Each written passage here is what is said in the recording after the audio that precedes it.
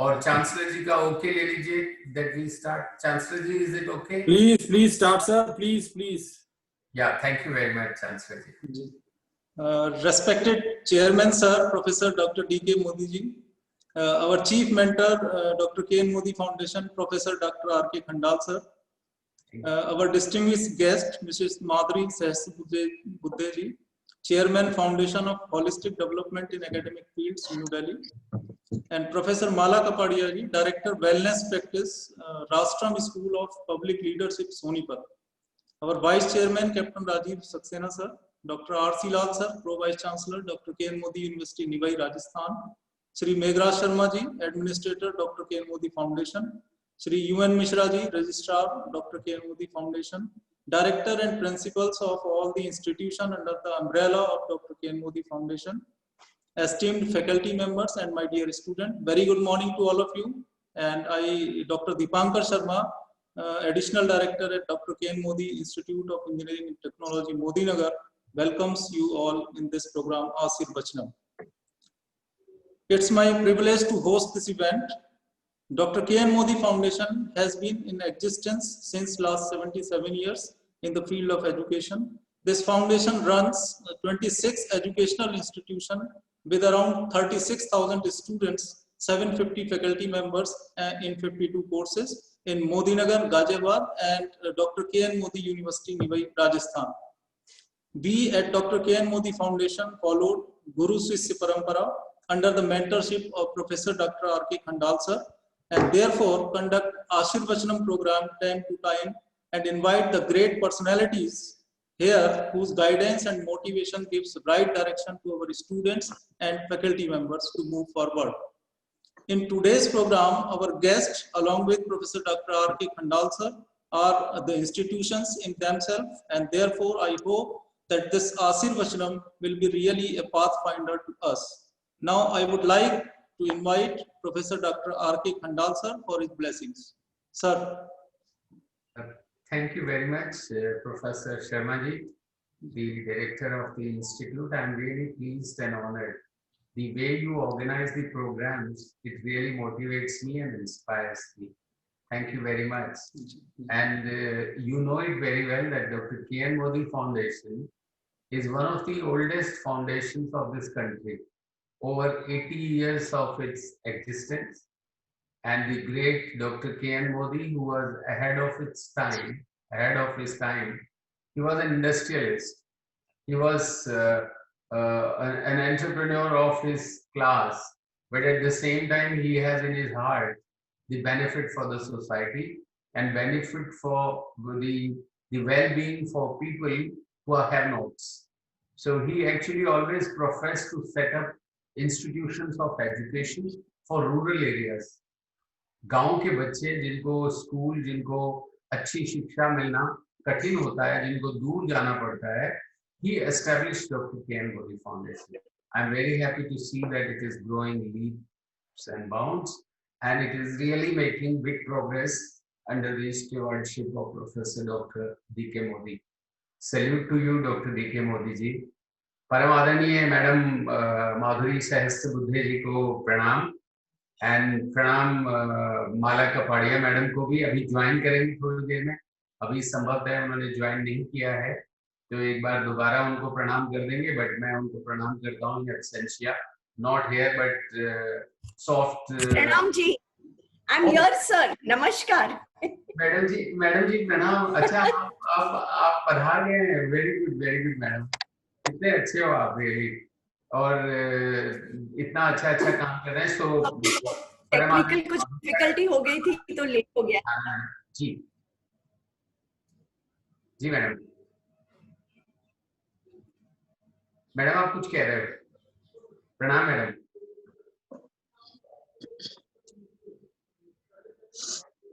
So I think it's a matter of great delight, in fact honor, for all of us in Dr. K.N. Modi Foundation to have such great luminaries, Dr. Madhuri Sahasrabudhe madam and Professor Mala Kapadia madam. Thank you very much. And I'm so delighted to see so many number of students and faculty joining us in this webinar from across the country and also from outside the country. many of the contacts of Mala Madam. I'm sure she is known all over the world, and so is Madhuri Madam. Their contacts all over the world must have joined. And I'm thankful to the Chancellor, Professor D.K. Modi, for having done this program live on Facebook. So this is something which is very good. So today's program, we have lined up in such a manner that I will welcome Madhuri Madam and Mala Madam. So I will speak only for 10-15 minutes, and then I will invite them to speak, and maybe in the end, then I will conclude. So that is how the program is. So before I actually start, so मैं थोड़ा 2-3 बात बच्चों से करना चाहता हूँ, और 2-3 बात हैं regarding our culture, regarding India as different from all over the world. तो मैं बच्चों को बताना चाहता हूँ कि हमारा देश सबसे सर्वश्रेष्ठ देश है, और ये देश नहीं है, ये एक सभ्यता है, और ये एक ऐसी सभ्यता है जिसका विनाश नहीं है। ये लाखों वर्षों से, करोड़ों वर्षों से ये सभ्यता समय के साथ ग्रो हुई है, डेवलप हुई है, और बड़ी बड़ी सभ्यताएं समाप्त हो गई, किंतु ये सभ्यता जीवित है और जीवित रहेगी सदा। कैसे देखिए, हमारे जो पूर्वज थे ऋषि मुनि, उनको कैसे पता था कि कलयुग आएगा, उनको कैसे पता था कि ऐसे आंदोलन होंगे और जो भला कर रहे हैं उसी के विरुद्ध आंदोलन होंगे, कैसे उनको पहले से पता था। हजारों वर्ष पूर्व उन्होंने लिख दिया था। देखिए, उन्होंने भविष्यवाणी कर दी थी कि ये सब होगा, कलयुग में होगा कि हंस चुगेगा दाने दिन के और कौवा मोती खाएगा। ये उन्होंने हजारों वर्ष पहले लिख दिया था। आप देखिए, आज आप देखो भारत में धारा 370 हटी, कोई सोच भी नहीं सकता था। लोग ये बोलते थे कि हम लिख के दे दें, कितने ही इलेक्शन हो जाएं, कितने ही मोदी आ जाएं, धारा 370 नहीं हट सकती। और ऐसे बड़े सलीके से हटी जैसे आपने तिल्ली से कान में से अपना मैल निकाल दिया, इतने सही तरीके से निकली। और उसके पश्चात भी जिस व्यक्ति ने निकाली उसके विरोध में आप नारे लगा रहे हो, तो ये कलयुग है। तो हमारे जो पूर्वज थे वो ऋषि मुनि थे। तो मैं सारे बच्चों को बताना चाहता हूँ कि जब भी आप उठो, जब भी आप कोई नया काम करो, जब भी किसी प्रयोजन में जाओ, ये अवश्य स्मरण रखो मन में कि हमारे पूर्वज ऋषि मुनि। जब हम बोलेंगे कि हमारे पूर्वज ऋषि मुनि थे, तो हमारे शरीर में जो रक्त का प्रवाह है, हमारी सोच, हमारे विचार, उनका पूरा डायमेंशन डिफरेंट हो जाता है। हम एक डिफरेंट प्लेन में चले जाते हैं comparison to all other civilizations. That is why our civilization is the most prominent, the best civilization, ever growing civilization. It will never end.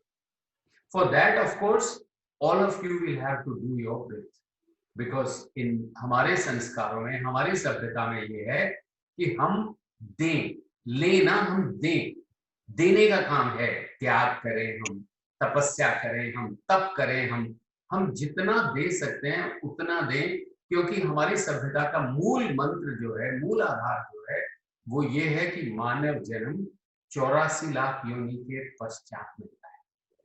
So after 8.4 million of species that you pass through, you take birth as a human.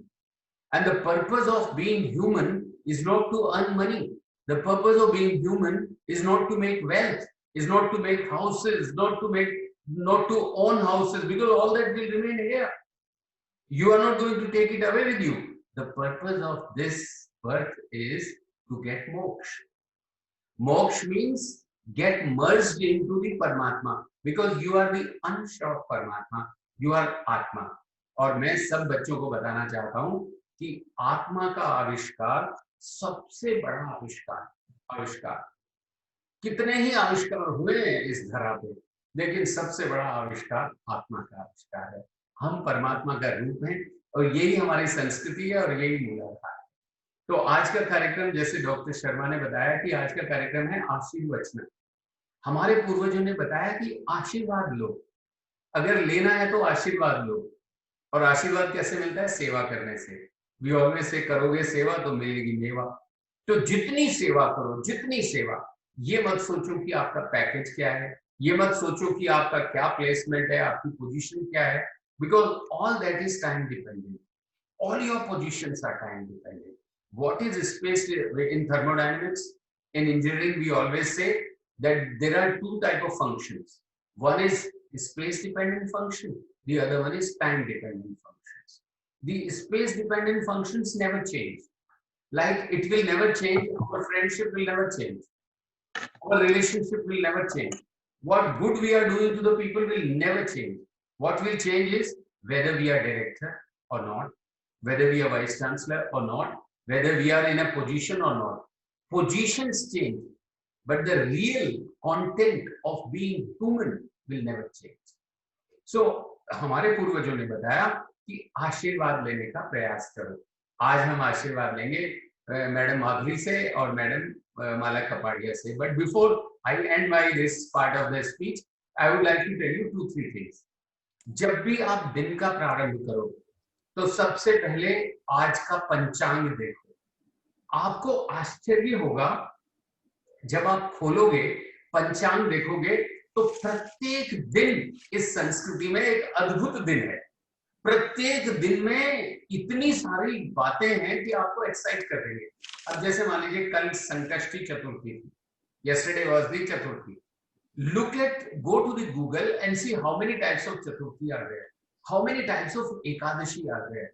This lady in Japan gets the Nobel for autophagy. And what she finds is, she finds that every 11th day, in 11 days, you are supposed to be fasting. That is what our forefathers had been doing. Every Ekadashi, they will be fasting. So in a month, you will have 2 Ekadashi. And it is written, please read it. It is written that on Ekadashi day, if you are taking Anna grahan kar rahe hain aap, so that you are doing path. You are not supposed to consume Anna on Ekadashi day. Who said this? This our forefathers said. And who got the Nobel Prize? This lady from Japan, who said autophagy. Autophagy will make you live long. Look at how many Panchami, how many Chaturthi, how many Ekadashi, every Purnima, every Amavasya, each Purnima has got its name. I tell you, when I am free these days, whenever I have extra time, I always go to the Google and find out how many Ekadashi are there. What are their names? I mean, can you imagine so many, different names? Dev Utni Ekadashi, Dev Soni Ekadashi. So many names are there. So when you start your day with looking at the Panchang. That's what is the Panchang of the day. The second thing is never ever do things which can harm others. So make sure, and whoever comes in front of you, try to help. आप market में जा रहे हैं, यदि कोई महिला, कोई पुरुष हाथ में बोझ लेके चल रहा है, आप यंग हो, आप जाके बोलो कैन आई हेल्प यू.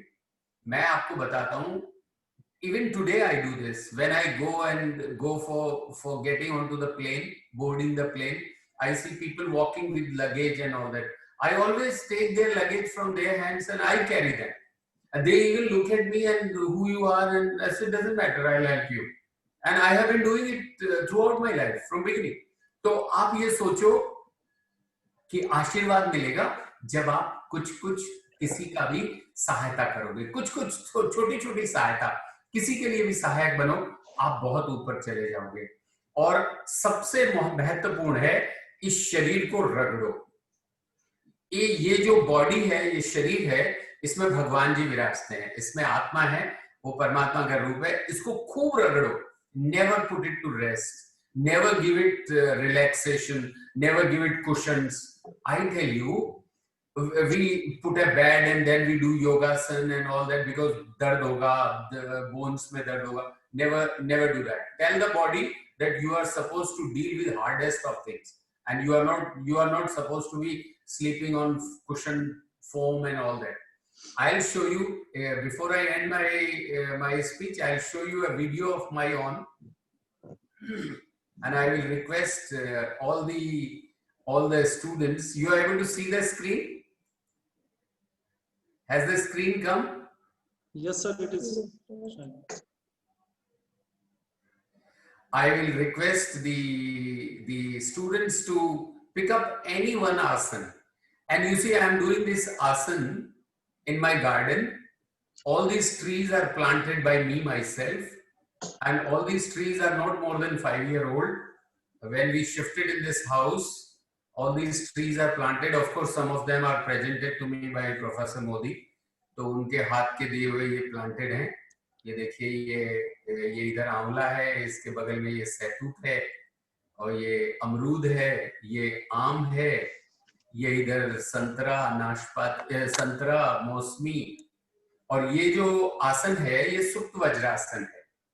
और आप एक पोस्चर में बैठ जाइए. सारे बच्चों से मेरा निवेदन है, कोई भी आसन पकड़ लीजिए. ये तो एक आसन मैंने दिखाया है, और ये बहुत कठिन आसन है.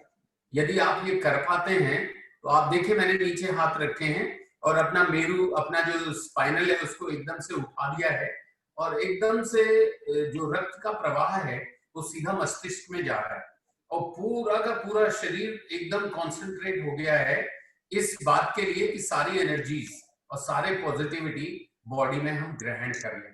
तो ये वीडियो आपको केवल इसलिए मैंने दिखाया ताकि आप भी कोई ना कोई आसन ले लें. भले ही आप सूर्य नमस्कार ले लें, भले ही से शीर्षासन ले लें. मयूरासन यदि बच्चे कर सकते हैं तो बेस्ट आसन है मयूरासन. तो with this I stop sharing my presentation and I should stop talking. Thank you very much, Professor Dr. Modi ji, for such an honor and for such a big platform that you have provided to me. I am really grateful, and thank you, Professor Sharma. And I must inform that today we also have a new Vice Chancellor who has joined in Dr. K.N. Modi University in Nevai. I think we welcome Professor Peter Francis, who has rejoined our university. He was the first Vice Chancellor of Dr. K.N. Modi University. He has come back thanks to Professor D.K. Modi.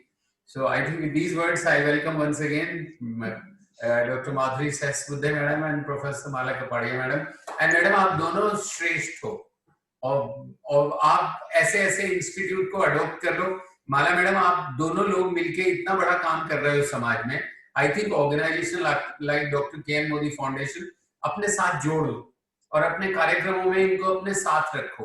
Because institute को जोड़ने का अर्थ ये है कि not one individual but you have thousands of students, you have hundreds of faculty. Like professor Sharma has already said, almost about 1000 faculty and almost about 20,000 students, 25,000, 40,000 students. So this kind of platform, and for year after year, I mean, they have been in existence for last 80 years. So I think we'll be doing good to the society if we work together like this. We have sanskars and we have our Sanskriti growing by giving sanskar to our children. And remember, my dear students, please, for God's sake, at least until you finish your education, do not be non-veg. Eat only veg. मांसाहार आप नहीं करें, क्योंकि सरस्वती माँ बहुत बुरा मानती हैं यदि आप मांसाहार करते हैं. आप, it has nothing to do with education में. आप सरस्वती मंदिर में जाते हो तो शाकाहार करें, मांसाहार ना करें. इन शब्दों के साथ में वाणी को विराम देता हूँ और बहुत बहुत धन्यवाद. एंड मैं इतना लाभान्वित हुआ. Thank you. Thank you so much sir. आपने आशीर्वाद स्वरूप जो सीख हमें दी, मैं निश्चित रूप से कह सकता हूं कि हमारे शिक्षक मित्र जो जुड़े हुए हैं और हमारे विद्यार्थी इससे लाभान्वित होंगे. अब मैं एक बार पुनः प्रोफेसर माला कपाड़िया जी का स्वागत करना चाहूंगा. वो लेट ज्वाइन हुए थे. Welcome madam. एंड उसके बाद मैं before I request Madhuri madam to speak, I would like to request doctor Karuna Gupta ji to give us a brief introduction of madam Madhuri Sahasrabuddhe ji. Doctor Gupta please. A very good morning to all distinguished guests, eminent speakers, members from faculty fraternity and my dear students. I, Dr. Karuna Gupta, feel overwhelmed to introduce our chief guest, Ms. Madhuri Sahasrabuddhe ma'am. Ms. Madhuri Sahasrabuddhe has been socially inclined and righteous from her early childhood. Her groundings come from being raised in near abject poverty by extremely hardworking parents. During her school and colleges, Ms. Madhuri Sahasrabuddhe represented her state Maharashtra in Kabaddi National Championship in 1979. She separately represented Shivaji, and SNDT universities on various occasions. This exposure taught her the value of teamwork, which was beneficial in her future endeavors. In 1983, ma'am participated in the Assam Andolan. At the age of 30 in 1992, she overcame the multiple adversities to start a school named Sai Yari Vidya Niketan for helping tribal children in Itanagar, Arunachal Pradesh. Hundreds of tribal students gained access to quality education, and as a result of this, in 1996, Vivekanand Kendriya Vidyalaya took over the school, and today it was one of the largest schools in Arunachal Pradesh with around 2,500 students. Ms. Madhuri then moved to Guwahati, where she worked as a teacher. Seeing the plight of women suffering under drunk husband and being victimized by ULFA, which stands for United Liberation Front of Assam, she started an NGO named Sampurna, which was set up for self-help groups in the handloom industry. So the women of North Guwahati could become self-reliant and educate their children as well. Ms. Madhuri then shifted to Pune and served as a principal at Air Force School, Chandanagar, for next 5 years. There, she won the Best Principal Award by Rotary Club for introducing very innovative teaching methodologies and special learning track for learning disability and special children. Recently, Ms. Madhuri is focusing on integrating India's border state more tightly because ma'am has a firm belief that when borders are safe, the country is safe. But borders will be safe only when the local people feel an integral part of this nation. To this end, she launched a foundation for holistic development in academic field to work preliminary with a student from Jammu and Kashmir. The core concept behind this concept is powerful yet motherhood. If a mother impart good values, the likelihood of children's going off track is very low. As we all know that mother is the first school of a child. To validate and further explore this concept, Ms. Madhuri undertook a road journey which is self-driven from Delhi to Myanmar, passing through Northeast state in 2016. Now in 2019, she organized an international conference on Vasudev Kutumbakam in which 32 mothers from across 7 countries participated and got first-hand experience on Indian family system and mother role. For her tireless efforts, the Uttar Pradesh Government Tourism Department conferred on her a Nari Shakti Swarupa Award. Furthermore, she was also conferred Adarsh Mahila Award by Legal Rights Councils of India. Ma'am is currently working on 2 projects. Number 1 is Shiv Tandav Stotram project, where the aim is to teach more than 1,008 families this Shiv Tandav Stotram to regenerate the Sanskrit roots in our families as being elaborated by Khandal sir right now. And the second project she is working on is Mothers on Wheel, which is an outreach journey self-driven to Southeast Asia and Australia to expand the global mothers network. Now, I would like to invite Ms. Madhuri ma'am to share her valuable insight with us.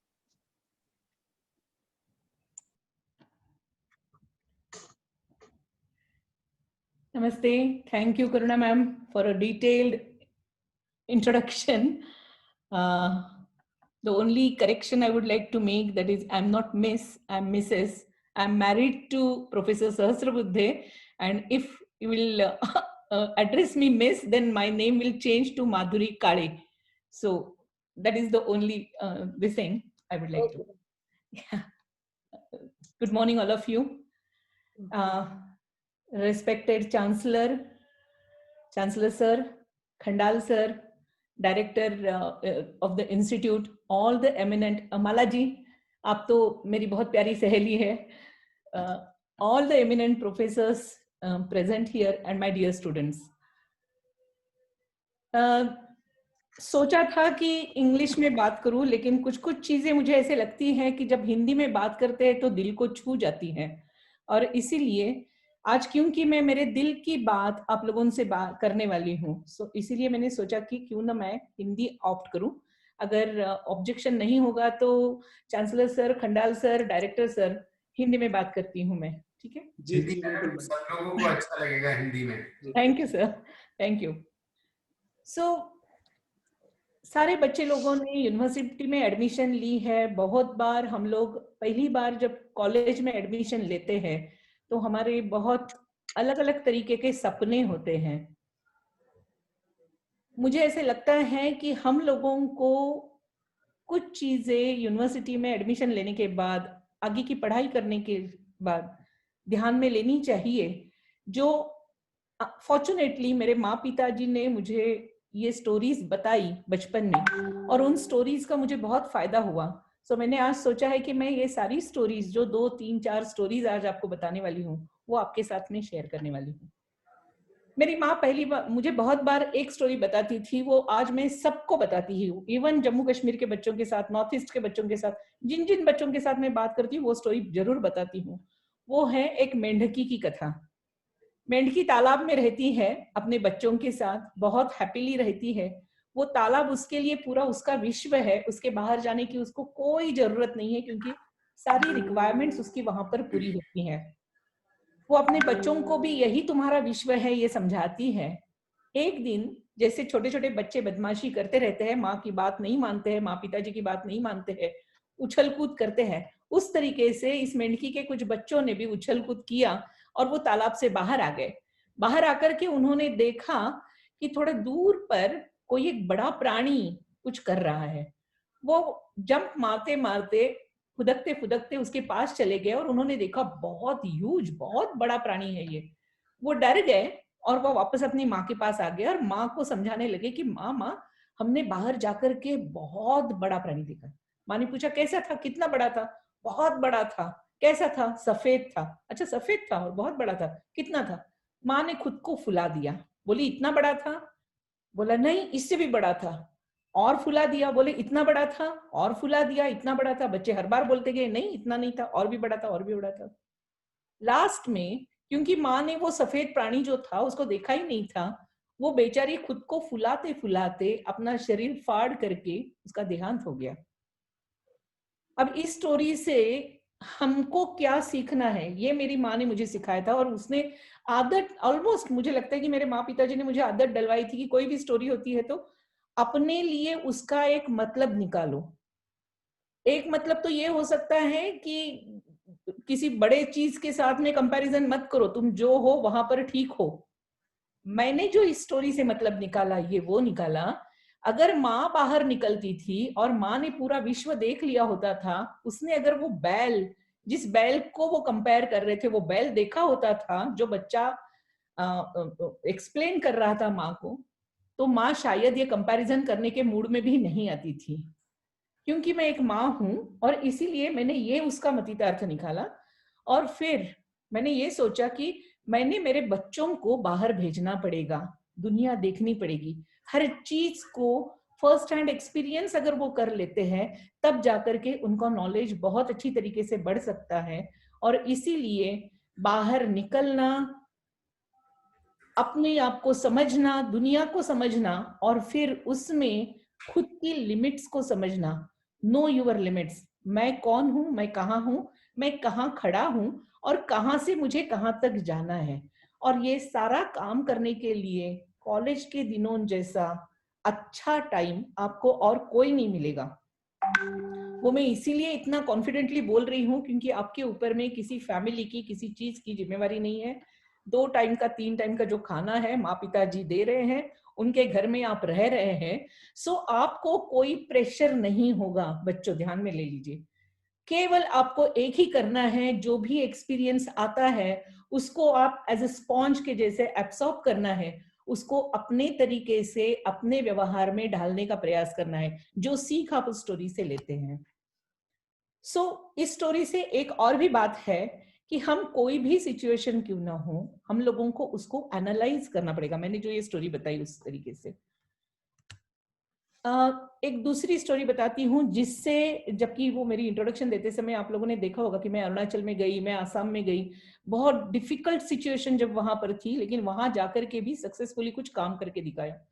वो उतनी हिम्मत कैसे आ गई मेरे अंदर में, और ये मुझे बताना बहुत अच्छा लगेगा, आप लोगों के साथ शेयर करने में अच्छा लगेगा। कॉलेज के दिनों में शायद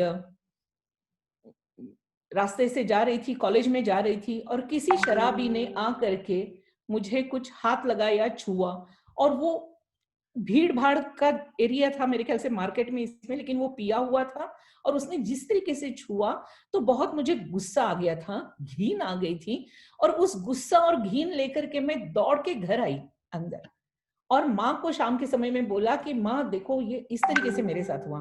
फॉर्चुनेटली पिताजी भी वहां पर ही थे। अच्छा, हमारे फैमिली का एक था, पैसों की कमी होगी, सूखी रोटी खाते होंगे, लेकिन वो एक दूसरे के साथ जो बातें होती थी वो बहुत ओपनली बातें होती थी, वो डायलॉग जो था वो बहुत ओपन था। तो माँ है, पिताजी है, मुझे कोई शर्म नहीं आई और मैंने बताया कि कोई शराबी था और उसने मुझे ऐसे छुआ और मुझे बहुत गुस्सा आया, ऐसे लग रहा है कि किसी को मारूं मैं। पिताजी ने बोला ये तुम यहाँ क्यों आकर के बात कर रही है, वही के वही उसको मार देते थे, बात का देखा जाता था, मैं आ जाता था वहां पर अगर कुछ होता था तो तुम्हें संभालने के लिए। पिताजी ने ये बोला, उससे मेरे दिमाग में एक अलग ही एंगल ला दिया। डरना नहीं किसी चीज के लिए, वहीं पर खड़े होकर के फाइट मारनी है। वो मौका तुरंत ही आ गया, क्योंकि ये सारे लोग जो भीड़ भाड़ में घूमने वाले होते हैं वो मौके की तलाश रखते हैं, और जिन जिन लोगों ने उन लोगों को चांस दिया होता है वो उनका टाइम फॉलो करके, हमारे समय में तो ऐसे था, मुझे आजकल का पता नहीं है, लेकिन उन दिनों में कुछ ही दिनों के बाद में उस बंदे के साथ में फिर से एक बार आ गया, और तब पिताजी के सामने से देखा वो बंदा आ रहा है, क्योंकि वो भूल नहीं गई थी मैं, पिताजी की बातें याद आ गई। वहीं पर खड़ी होकर के जो एक जोर से झापड़ दिया उस बंदे को, शराबी को, वो तिलमिलाते हुए नीचे गिर गया। मैंने फिर कुछ नहीं हुआ सोच करके आगे चली आई, क्योंकि मुझे जाकर के मेरे माँ पिताजी को बोलना था, आपने जो बोला वो मैंने किया। वो जो एक खुशी थी अंदर में कि आज मैंने वो सिचुएशन को फेस किया, वो पहले बताना जरूरी था मुझे माँ पिताजी को। मैंने पीछे मुड़ करके भी नहीं देखा, घर आई, घर में बताया। ये जो सारा चीज था, मुझे ऐसे लगा कि मेरा हौसला बढ़ गया, मेरा आत्मविश्वास बहुत ज्यादा बढ़ गया। ये एक तरीके से mental, emotional and psychological training का पार्ट, आज मैं वो एनालाइज कर सकती हूँ कि मेरे साथ मेरे माँ पिताजी ने वो एक ट्रेनिंग मेरे को दिया था, जिसका असर लॉन्ग टर्म हम लोगों के ऊपर में आया। और इसीलिए जब मैंने नॉर्थ ईस्ट की अभी इंट्रोडक्शन में आपके बताया होगा कि मैं म्यांमार तक चली गई थी, नॉर्थ ईस्ट के रोड से चली गई थी, रास्ते में हम लोगों की अंडरग्राउंड एक्टिविटीज करने वाले लोगों के साथ में भी मुलाकात हुई। वो लोग हम लोगों को हमारी कार में बिठा करके, पकड़ करके उनके अपने अपने स्पॉट्स पर लेकर भी गए थे, क्योंकि उनका कहना था कि संडे के दिन गाड़ी रास्ते से नहीं जाएगी। हमने बोला था कि हमको जाना ही है। तो वो जो आर्म फोर्सेस, आर्म्ड अंडरग्राउंड जो ग्रुप्स थे, उनके साथ में जो हम लोगों का वो एक डायलॉग हुआ, उसका कॉन्फिडेंस कहाँ से मिला। तो मुझे कभी कभी लगता है कि वो जो मेरे माँ पिताजी ने मुझे वो कॉन्फिडेंस दिया था कि डरना नहीं है किसी चीज के लिए, तुम गलत नहीं हो तो डरना नहीं, खड़ी रहो डट के, आगे जो भी होगा वो देखा जाएगा। तो उससे वो शायद आ गया, और आज उसमें से कुछ लोग मेरे फ्रेंड्स भी हैं, रास्ता बदल करके आए हैं। सारे के नाम लेना अच्छी बात नहीं होती है ऐसी सारी चीजों में, कुछ कुछ चीजें अंडर द कारपेट रखनी बहुत जरूरी होती है। लेकिन उसका फायदा बहुत कुछ हम लोगों को हो रहा है। थोड़ी बड़ी होने के बाद एक स्टोरी आई थी उन दिनों में, मेरे ख्याल से 85-86 की बात होगी, नहीं 85-86 में, 82-83 की बात होगी। वेस्ट इंडिया की टीम हमारे भारत में आई थी, और वेस्ट इंडीज और इंडिया की मैच हो रही थी, और माल्कम मार्शल ने लास्ट बॉल में मारने का प्रयास किया, उसको शायद छक्का लग गया उसकी बॉल पर और भारत जीत गया था मैच। और माल्कम मार्शल उन दिनों में टीवी पर बार बार आ रहा था कि वो मट्टी में अपना मुंह गाड़ करके रो रहा है, और उसके ऊपर में बहुत बार वो कैमरा रहा था। मेरे एक गुरु जिसको मैं बोलती हूँ पिता समान, वो हमारे घर आए थे, सदाशिव जी देवधर करके। तो उन्होंने मुझे पूछा कि देखा था वो तुमने माल्कम मार्शल को रोते हुए? तो बोला हाँ देखा था, बहुत अच्छा लगा। तो बोले अच्छा क्या लगा तुम्हें उसमें से? तो मैंने बोला कि हमने हराया ना उनको, तो वो बहुत अच्छा लगा। तो बोले ठीक है, वो तो बात हो गई, भारत की ओर से अच्छा लगा ये बात अलग है, लेकिन माल्कम मार्शल रोया क्यों, ये कभी सोचा तुमने? और तब तक जो दिशाहीन मेरा जीवन चल रहा था उसको एक दिशा मिल गई। अगर मालकम मार्शल को मुंह छिपा करके, माटी में मुंह घुसा करके रोने की भावना मन में जागृत हुई है, वो इसीलिए क्योंकि वो अपने देश को प्यार करता है, अपने देश के जो ध्वज है उसको प्यार करता है। आज उसका वो मान नहीं रख पाया पराई धरती पर, इसीलिए वो रोया। ये कोई अलग ही दर्शन मुझे उस समय मिल गया उनके साथ बात करते समय। तब से मेरे जीवन को एक दिशा मिल गई, मैं बोलूंगी। और फिर उसके बाद में जो भी सारा आता गया वो देश की अच्छाई के लिए क्या कर सकते हैं, बस उतना ही आता गया। और उसके लिए फिर मुझे क्या क्या चेंजेस करने हैं, मैं इसीलिए मेरा अपना एग्जाम्पल लेकर के आपको बता रही हूँ, क्योंकि जब ये सारा हो रहा था मैं आपके उम्र की थी, बच्चों आपके ही उम्र की मैं थी। और वहां से अगर मैं कुछ कर पाती हूँ इस तरीके से, तो मुझे मेरी जैसी कर पाती है तो आप लोग तो बहुत ही अच्छे बच्चे हो, आप बहुत कुछ कर पाओगे, इसका विश्वास मेरे पास में है। और इसीलिए मैं आपको बोल रही हूँ। उसमें से कुछ कुछ चीजें कैसे हम लोगों ने ली थी। वो मालकम मार्शल रोया क्योंकि उसके अंदर में जो इमोशंस थे वो बहुत स्ट्रॉन्ग इमोशंस हो गए थे। और फिर उन्होंने मुझे, सदाशिव जी ने वो भी बताया कि अगर स्ट्रॉन्ग इमोशंस नहीं होते हैं, आपका ईक्यू अगर स्ट्रॉन्ग नहीं होता है, तो आप बड़े बड़े काम नहीं कर सकते हो। मुझे पूरा पूरा पूरा विश्वास है कि ये जो अपना फाउंडेशन केन मोदी फाउंडेशन जो खोला है, जो फाउंडेशन की शुरुआत हुई थी, जिन्होंने वो शुरुआत की थी, उनके मन में भी इमोशनली वो इतने चार्ज्ड अप हुए होंगे उस समय में कि उनको रहा नहीं गया, उन्होंने वो फाउंडेशन निकाला, फाउंडेशन के माध्यम से सोसाइटी का काम करना शुरू किया।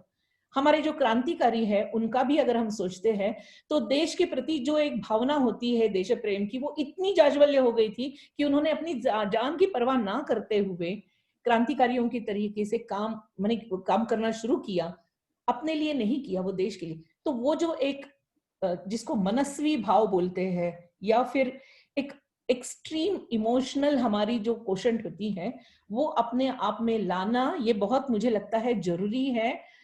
चलता है एटीट्यूड लाइफ में, जनरल लाइफ जीने के लिए बहुत अच्छा है। जनरल लाइफ माने वो कोई भी ऐरा गैरा हर जीना है, हर जिंदगी में भगवान ने भेजा है, तो यहाँ पर हम तो जीने वाले हैं ही।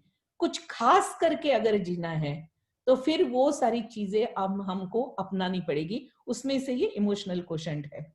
दूसरा है, मुझे ऐसे लगता है कि थकान नहीं आनी चाहिए। आप लोगों को, सारे लोगों को पता है, रास्ते के पास साथ में कभी कभी आप लोगों ने देखा होगा कि पत्थर तोड़ने वाले लोग बड़े बड़े पत्थर लेकर के बैठ जाते हैं। मेरे कॉलेज में ऐसे ही हुआ था। मैं कॉलेज में जाती थी तो एक पत्थर लेकर के बंदा बैठता था, वापस आते समय भी वो पत्थर वैसे के वैसे रहता था, लेकिन वो बिना थके उस पत्थर पर मारता था। मैंने मेरी माँ को एक दिन पूछा, क्या है ना वो पागल की जैसा एक ही जगह पर खड़ा होकर के मारते रहता है पत्थर पर, वो टूटता तो नहीं है, फिर क्यों मारता है उसको। माँ ने बोला कि अभी और 2 दिन के बाद में देखो तुम। 2 दिन के बाद में देखा, वो पत्थर टूट करके उसका ढेर बन गया था छोटे छोटे पत्थरों से। बोला ये कैसे हो गया। और फिर उसने मुझे पूछा कि क्या तुम्हें लगता है कि पहली बार जब जहां पर उसने प्रहार किया था वो वेस्ट हो गया है। उसका इम्पैक्ट कहीं ना कहीं हुआ था। हाँ, पत्थर बड़ा था, 4 दिन लगे, पत्थर छोटा था, जल्दी हो जाएगा, लेकिन हर प्रयास का इम्पैक्ट होता है हर चीज पर। और इसीलिए प्रयास करते रहना ये बहुत जरूरी है। प्रयास करते रहने से ही मुझे ऐसे लगता है कि आज जिस मुकाम पर थोड़ा बहुत मैं कर पाई हूँ, बहुत कुछ करना है लेकिन थोड़ा बहुत जो कर पाई हूँ, उसका वो भी एक रीजन है कि वो पाथरवट मेरे दिमाग से कभी हिलता नहीं है। पाथरवट माने पत्थर फोड़ने वाला। हर बार मेरे दिमाग में वो रहता है कि अगर वो पत्थर को तोड़ता है तो मैं क्यों नहीं कर सकती। और एक बात थी, 360 डिग्री एंगल। जिंदगी में हमारे 360 डिग्री एंगल की बहुत बहुत जरूरत है। अब उसके लिए मेरे पास 2 स्टोरीज हैं। एक तो मैं आपको दिखा करके कर सकती हूँ, बहुत सारे बच्चे मुझे देख रहे हैं, ऐसा बोला गया है, तो मैं आपको कुछ चीज दिखाऊंगी। आपको क्या पता चलता है वो आपने मुझे बताना है। मैं आपको ये दिखा रही हूँ। आपको लगेगा कि कुछ एक सर्कल है और सर्कल के साथ में कुछ बांधा हुआ है जिसको ये बजा सकते हैं, लेकिन ये आपको एग्जैक्टली क्या है वो तभी पता चलेगा जब मैं उसको घुमाऊंगी। जब मैं वो घुमाऊंगी तो आपको पता चलेगा, अच्छा ये तो डमरू है, ये शिवजी के हाथ का डमरू है जो इस तरीके से बजता है। ये तभी आपको पता चलेगा जब आप उसके 360 डिग्री से देखेंगे तभी। अब ये और एक स्टोरी के माध्यम से मैं आपको बताती, क्योंकि ये चीज बहुत इंपॉर्टेंट मुझे लगती है, और जिस जिस प्रोग्राम में मैं जाती हूँ, स्पेशली जम्मू कश्मीर के बच्चों के साथ में मैं जब बात करती हूँ, कश्मीर बच्चों के साथ, तो ये एग्जाम्पल जरूर देती हूँ। हर किसी का अपना नजरिया होता है चीज को देखने का।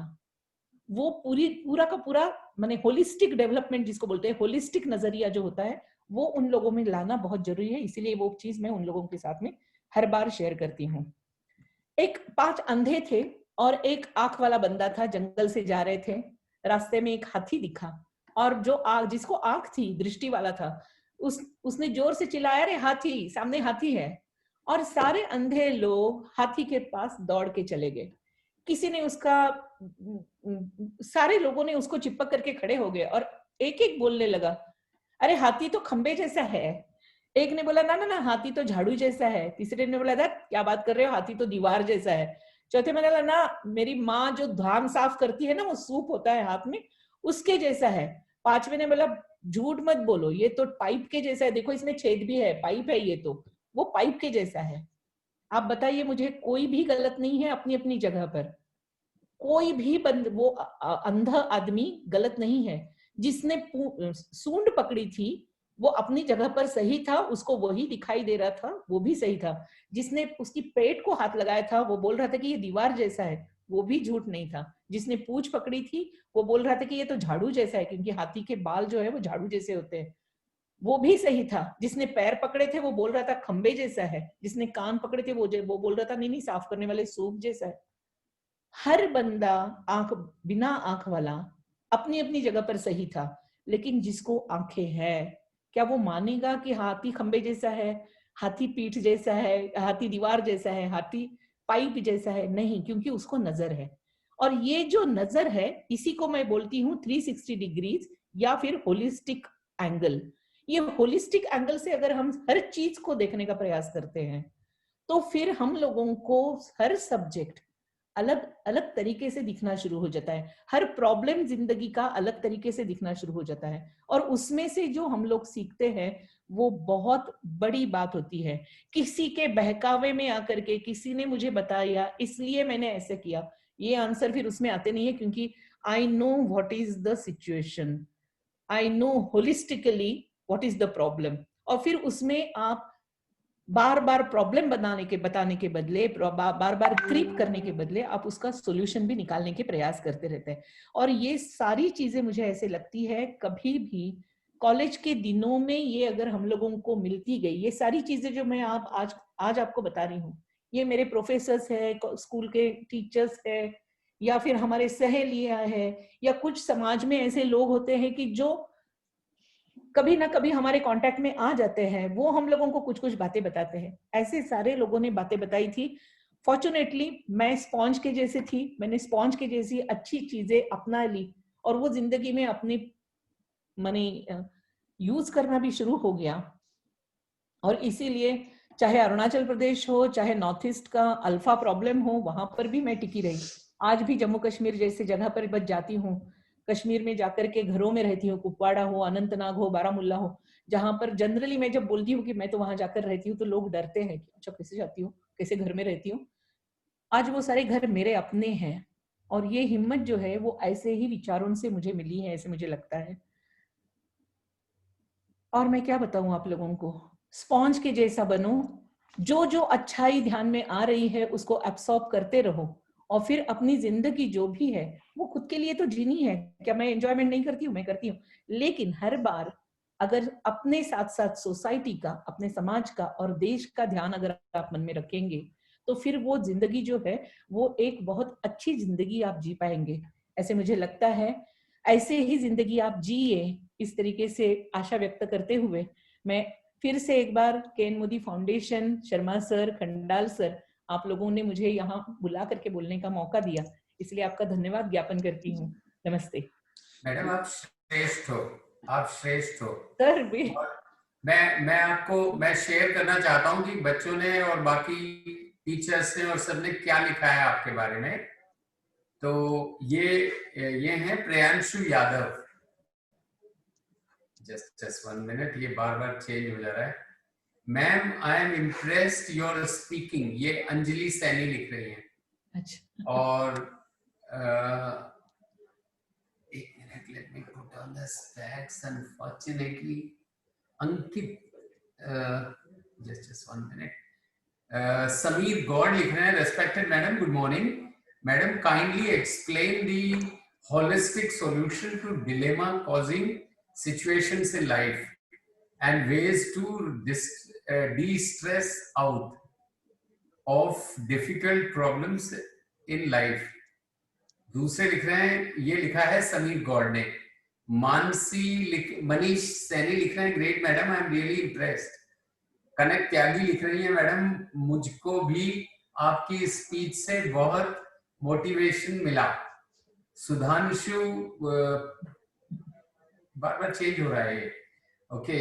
सादिया लिख रही हैं, आई एम इम्प्रेस्ड. सादिया लिख रही हैं, I am impressed. Priyanshu Kumar, तो एक मोहिनी कुमारी है, वो लिख रही है, my mom is just like you ma'am. yes she always teach me everything by inspirable story. and एक बहुत अच्छा था जिसमें एक प्रश्न पूछा था, मौर्य जी ने पूछा था शायद. वो पूछ रहे हैं सक्सेस का क्या अर्थ है. सक्सेस क्या पैसा नहीं है, पैसा नहीं है. Ma'am, sometimes we suffer from many problems, so ma'am can you explain how we can manage them. ये प्रियांशु यादव पूछ रहे हैं. तानिया पूछ रही है, to everyone, from Tania Rani, to everyone impressed.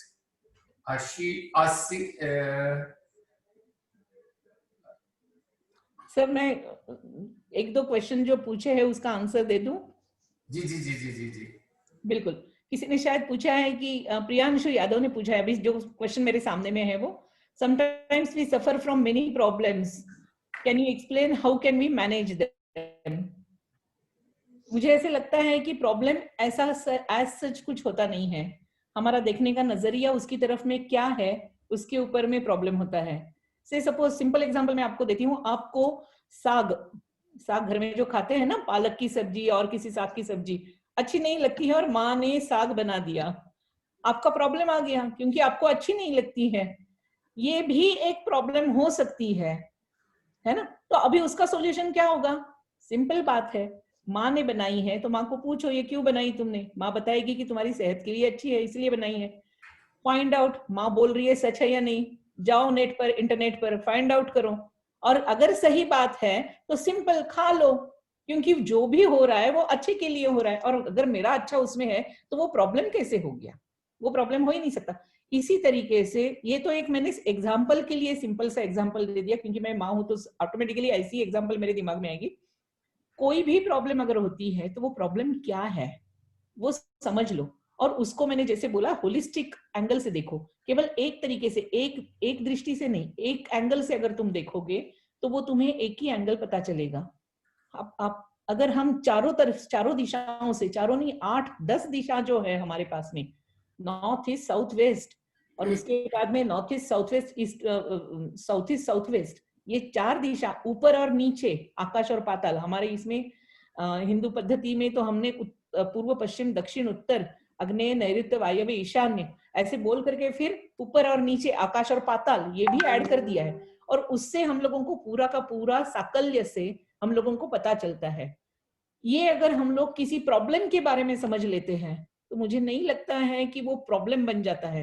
फिर ऑटोमेटिकली सारे एंगल आप लोग देखते हैं, और इमोशनल क्वोशंट आपका अगर ठीक है तो आपको उसका सॉल्यूशन भी पता चल जाएगा. Rather you will come forward to give the solution instead of creating माने giving a statement on problem. So ये हो जाता है. मैडम, डॉक्टर प्रांशु आपकी प्रशंसा कर रही हैं, और एक शशिकेश हैं, वो कह रहे हैं मैडम यदि पैसा बनाना सक्सेस है, सक्सेस क्या है? और पाठक जी पूछ रहे हैं, सृष्टि पाठक पूछ रही हैं, super madam, you inspire word and your life stories is helpful for motivating to us. Thank you so much madam for your impressive और inspirational. निशाद खान कह रहे हैं सर सक्सेस किसे कहते हैं, वो मेरे से पूछ रहे हैं, मैं बताऊंगा सक्सेस क्या कहते हैं. Thank you so much madam for your motivational speech. It's very helpful to live with positive attitude. Kapil Sachan कह रहे हैं आदरणीय मैम आपको सादर प्रणाम, आयुष्मान भाव, आपके हृदय आपके हृदय वास्तविक प्रेरणादायक हैं। आपके अनुभव के सभी लोग आपके शब्द लाभान्वित हुए, आपके अनुभव से सभी लोग लाभान्वित हुए। प्रियांशु कुमार कह रहे हैं I like your story madam, I got to learn a lot. Ankit Kumar Gupta कह रहे हैं मैम आपने इंग्लिश में स्पीच ना देकर हिंदी में स्पीच दिया, ये बहुत अच्छा लगा, वेरी गुड। आयुषी शर्मा बोल रही है मैम ए गर्ल मुझे लगता है, मैम एज ए गर्ल मुझे लगता है लड़कियों को आगे बढ़ने के लिए जैसे कुछ लोग मोटिवेट करते हैं ऐसे ही कुछ सोसाइटी के लोग डिमोटिवेट भी करते हैं, तो आपको भी कुछ ऐसे सामना करना पड़ा होगा क्या आप ऐसा कोई किस्सा बताइए मैडम, ऐसा किस्सा बताइए, ये जरूर बताइए। आज क्योंकि और बाकी प्रोग्राम भी है तो मुझे लगता है कि इस तरीके से प्रोग्राम मैंने बच्चों के साथ कभी बात करने के लिए मैं डायरेक्टर सर को विनती करती हूँ कभी भी आप बुलाइए मुझे, मैं जस्ट इन जनरल ऐसी सारी बातें करने के लिए बच्चों के साथ आ जाऊंगी। मैडम एक दिन ऐसा करेंगे कि अपन ओपन सेशन रखेंगे सर, बिल्कुल माधुरी मैडम डे, ओके और उस दिन माधुरी मैडम डे, देखिए क्या होता है मैडम, हमारे यहाँ जो बच्चियां हैं वो इतनी रिस्ट्रिक्शंस और इतनी इनहिबिशंस में जीती हैं। बिल्कुल मैं अपनी दादी को ले लूं, अपनी माँ को, अपनी वाइफ को, अपनी बेटी को, जब मैं देखता हूँ जनरेशंस में भी महिलाओं के साथ भारत में जहाँ पे देवी मानते हैं हम, जहाँ हम कन्याओं के पैर छूते हैं, उस देश में महिलाएं बड़ी संकुचित जीती हैं। तो आप जैसी महिलाएं, आप जैसे महान विभूतियां उनको आके उनका मार्गदर्शन करें तो बहुत अच्छा होगा। एक कार्यक्रम केवल माधुरी मैडम डे रखेंगे और एक माला कपाड़िया मैडम डे रखेंगे और बार बार जो बच्चे पूछ रहे हैं कि सक्सेस क्या होता है, तो आपकी प्रेजेंस में मैं उनको बताना चाहता हूँ मैडम सक्सेस क्या होता है। सक्सेस वो होता है जब उस काम को करके आपको अंदर से हंसी आए और आप सोच के ही इतने स्वयं हंस रहे हो, लोग आपसे पूछे क्या हो गया, वो सक्सेस है। सक्सेस वो नहीं है कि आप दूसरों को दुखी करके, और वो सक्सेस आती कब है, जब सब लोग प्रसन्न होते हैं आपके चारों तरफ। आप समझ ही नहीं पा रहे हो, आप अपने मन में उमंग में एक इतने प्रसन्न हो, that is what is success. कैसे आती है? वो आती है by doing something for others. Acquiring something is never success. You acquire something, you will never be able to sleep in time. अच्छा, टेस्ट क्या है? How do you test कि आप सक्सेसफुल हो? If you are able to sleep sharp at 9:30 and if you are able to get without any alarm clock at 5 o'clock and in all the night you don't even get up for anything, you don't get up, you sleep the way you slept the first, then you are successful man. But if you are not able to sleep 11, 12, you are trying to see नींद आ जाए, even if you have money, that is not success. The third point is a successful man is the one whose body is always flexible. I have shown you the yoga, I have shown you Supta Vajrasana, like this you do Shirsasana, like you do Mayurasana, you do all these asanas. If you are able to hold your body, if you are able to mold your body, hold your body, keep your control on your body, you are successful. You are successful if you don't need a medicine. You are successful if all that you are doing in the childhood, you are able to do even when you are 60, you are 70, then you are successful. You are never successful. You have money and you are paying the bills to the doctor. You are never successful. You have money, but you are always cursing yourself, your relatives, your parents, your children, your family, your colleagues. If you are cursing others, you are never successful, in spite of the fact that you have money. So money cannot make you successful. Money Lakshmi है, लक्ष्मी आती है, उनका आदर करना पड़ता है, उनका आदर करना होता है, उनका निरादर करते हैं जब हम लक्ष्मी को उन चीजों में इस्तेमाल नहीं करते जिनमें हमें करना चाहिए। अब आप you have money but you are drinking every day, you have money but आप मांसाहार कर रहे हैं, तो ये वो मनी सक्सेस नहीं है, वो सबसे बड़ा जीवन का फेलियर है। तो मैडम आपको बुलाएंगे एक दिन, आपका दिन रखेंगे माधुरी मैडम के, तो डॉक्टर शर्मा एक दिन करिएगा और चांसलर जी से निवेदन है कि ऐसा एक आयोजन करें कि केवल माधुरी मैडम हो और सारे बच्चे और टीचर्स हो। मैडम ऐसा करते हैं बिकॉज इट्स वेरी इंपॉर्टेंट। आपने जैसे स्टोरीज बताई, देखिए मैं बताता हूँ त्रिनिदाद एंड टोबैगो की प्राइम मिनिस्टर आई हैं। मैं आपको स्टोरी बताता हूँ कि देश प्रेम कितना बड़ा होता है लेकिन संस्कार कितने बड़े होते हैं। वो कमला, मैडम कमला बसेसर, मिसेस कमला बसेसर प्रेसिडेंट प्राइम मिनिस्टर थी त्रिनिदाद एंड टोबैगो की, और वो यहाँ प्रवासी भारतीय के कार्यक्रम में आई और मैंने उनको शॉल और एक साड़ी भेंट किया, एक मेमेंटो भेंट किया। अच्छा, जब वो यहाँ आई थी तो उन्होंने प्रतिभा पाटिल मैडम जो हमारी राष्ट्रपति थी उस समय, उनके पैर छू लिए। जब उनके पैर छू लिए तो वहां पे त्रिनिदाद एंड टोबैगो में it became an issue. How come our prime minister touching the feet of a head of a state of another country? This is an insult to all of us. We don't want our prime minister to go and touch the feet of a president of India. This is not acceptable. इतना बड़ा human cry हो गया. And opposition were also some of them, most of them Indians, because 55% of population of Trinidad and Tobago is basically Indians. तो मुझे याद है कमला madam ने कैसे उसको रेस्पॉन्ड किया था, और ये मैल्कम मार्शल के जो स्टेटमेंट है उससे मैच कराता हूँ। वो कहती है ये मेरा दिस इज माय ये जन्मस्थली है, लेकिन भारत मेरा ननिहाल है, और पैर छूना मेरे संस्कार है जो मैंने माँ बाप से सीखे हैं। तो मैं as a prime minister of Trinidad and Tobago I do functions as a prime minister fine, but as a human being, as a sanskari daughter and sanskars that have come from India, no matter whoever is elder, and I had gone to my Nanihal, that is my father's place, and तो मैं पैर छूंगी, this is nothing, it has not to be seen as one state had touching the feet of the other state. It's like taking Ashirwad from an elderly woman, Pratibha Patil, who is the president of India. So this is what is very very important. आपने जो बातें बताई madam, वो मैंने मेरे लिए भी बहुत अच्छी शिक्षा थी, और सारे लोग इतने सारा लिख रहे हैं। मैंने कभी किसी का भाषण नहीं देखा जिसमें चैट बॉक्स में इतना सारा बच्चे लिख रहे हैं, और बहुत लिख रहे हैं। मैं तो पढ़ नहीं पा रहा हूँ क्योंकि फटाफट वो मूव हो रहा है। निशाद खान लिख रहे हैं सक्सेसफुल की निशानी क्या है, पैसा या प्रशंसा। बिल्कुल सही बात है, ना पैसा सक्सेसफुल की निशानी है ना प्रशंसा। प्रशंसा आपको पद से भी मिल सकती है, प्रशंसा वो अच्छी है जब आप पद पे नहीं हो और प्रशंसा हो रही हो। प्रशंसा वो अच्छी है जिससे लोगों को पता हो कि आपसे कोई लाभ नहीं होने वाला है, फिर भी आपकी प्रशंसा हो रही हो। प्रशंसा वो है जो आपके गुणों की हो, आपकी स्वयं की नहीं हो। गुणों की जब प्रशंसा होती है तब देवों की प्रशंसा होती है, अवगुणों की जब प्रशंसा होती है तो राक्षसों की प्रशंसा होती है, और राक्षस पद के साथ राक्षसी वृत्ति भी आती है और दैवी वृत्ति भी आती है। तो मैं अधिक नहीं बोलूंगा। Madam thank you very much, बहुत अच्छा बोला आपने, एंड माँ सरस्वती की कृपा आपके ऊपर बनी रहे।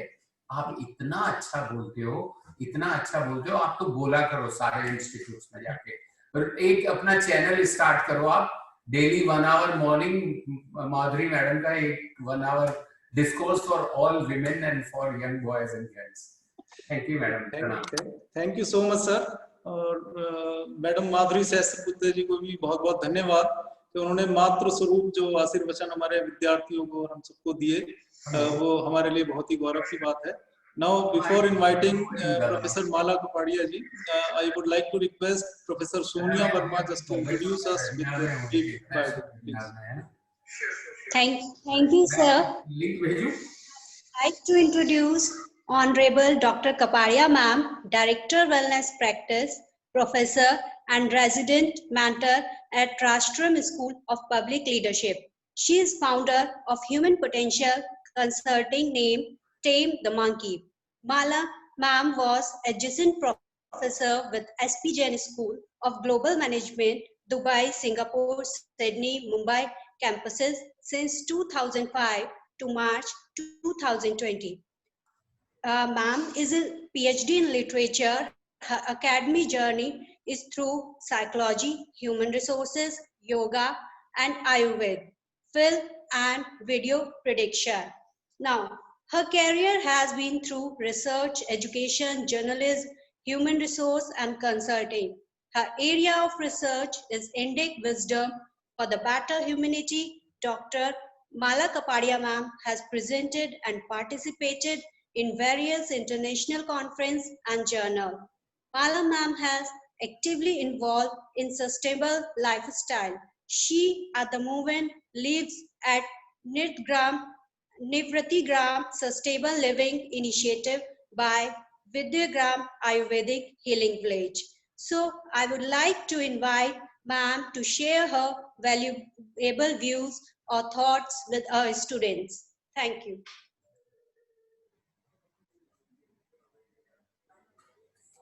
Namaskar everyone. First of all, my gratitude to KN Modi Foundation and यहाँ जो भी सारे गुरुवर्य बैठे हैं, माधुरी ताई बैठी है, और सबसे ज्यादा तो ये इतने प्यारे जो स्टूडेंट्स, क्योंकि आपकी कमेंट्स चैट बॉक्स में मैं पढ़ रही थी तो लग रहा था कि ये कभी खत्म ही ना हो. ये आपका जो प्रश्नों का सिलसिला है, क्योंकि जहां प्रश्न नहीं है वहां ज्ञान नहीं है. ये एक बहुत दुख की बात है कि हमने हमारी जो एजुकेशन पद्धति आज पश्चिम से अपनाई है, तो हम सोचते हैं कि ज्ञान इंफॉर्मेशन में है. ज्ञान इंफॉर्मेशन में नहीं है. हमारे अगर आप उपनिषद काल भी देखे, बहुत पहले अगर आप वेद तक भी ना पहुंचे, सिर्फ उपनिषद तक भी देखे, तो इतनी सारी, और यहाँ तो मुझे आनंद हो रहा है कि बीएड कॉलेज के प्रोफेसर्स और स्टूडेंट्स सारे सुन रहे हैं, क्योंकि उपनिषद काल में जो भी हमारी शिक्षण पद्धति थी, आज हमें कोई भी उसका एक्नॉलेजमेंट दिए बगैर विश्व के महान विद्यालय उसी को रीनेम कर रहे हैं और हमें वापस दे रहे हैं, और उसके लिए हम पैसे भी भर रहे हैं. जैसे कि हार्वर्ड में एक एजुकेशन पद्धति है जॉयफुल लर्निंग, और पूरी दुनिया में टीचर्स सीखते हैं कि भैया जॉयफुल लर्निंग कैसे करना है.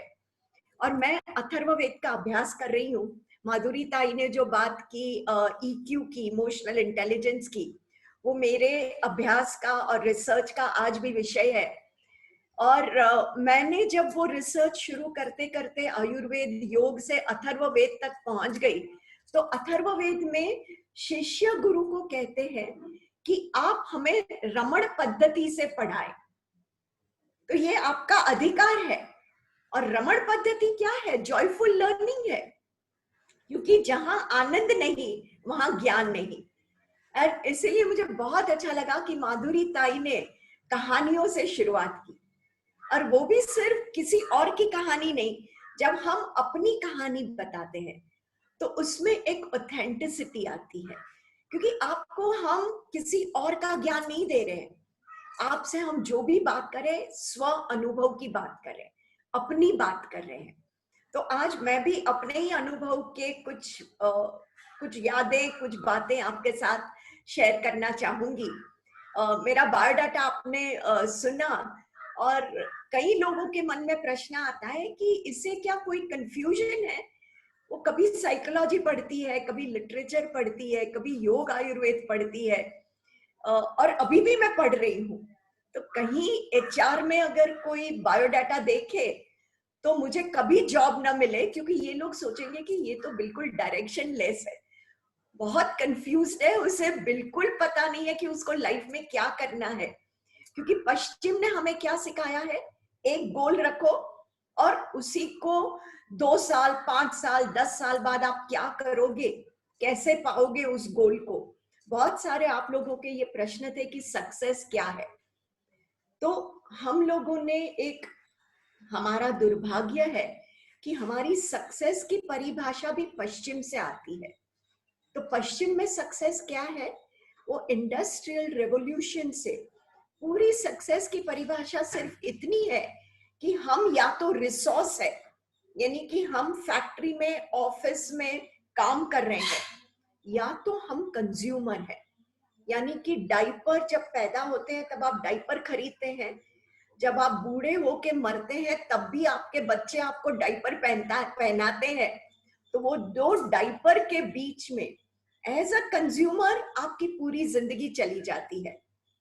तो सक्सेस क्या है? अच्छा रिसोर्स बनो, अच्छा कंज्यूमर बनो.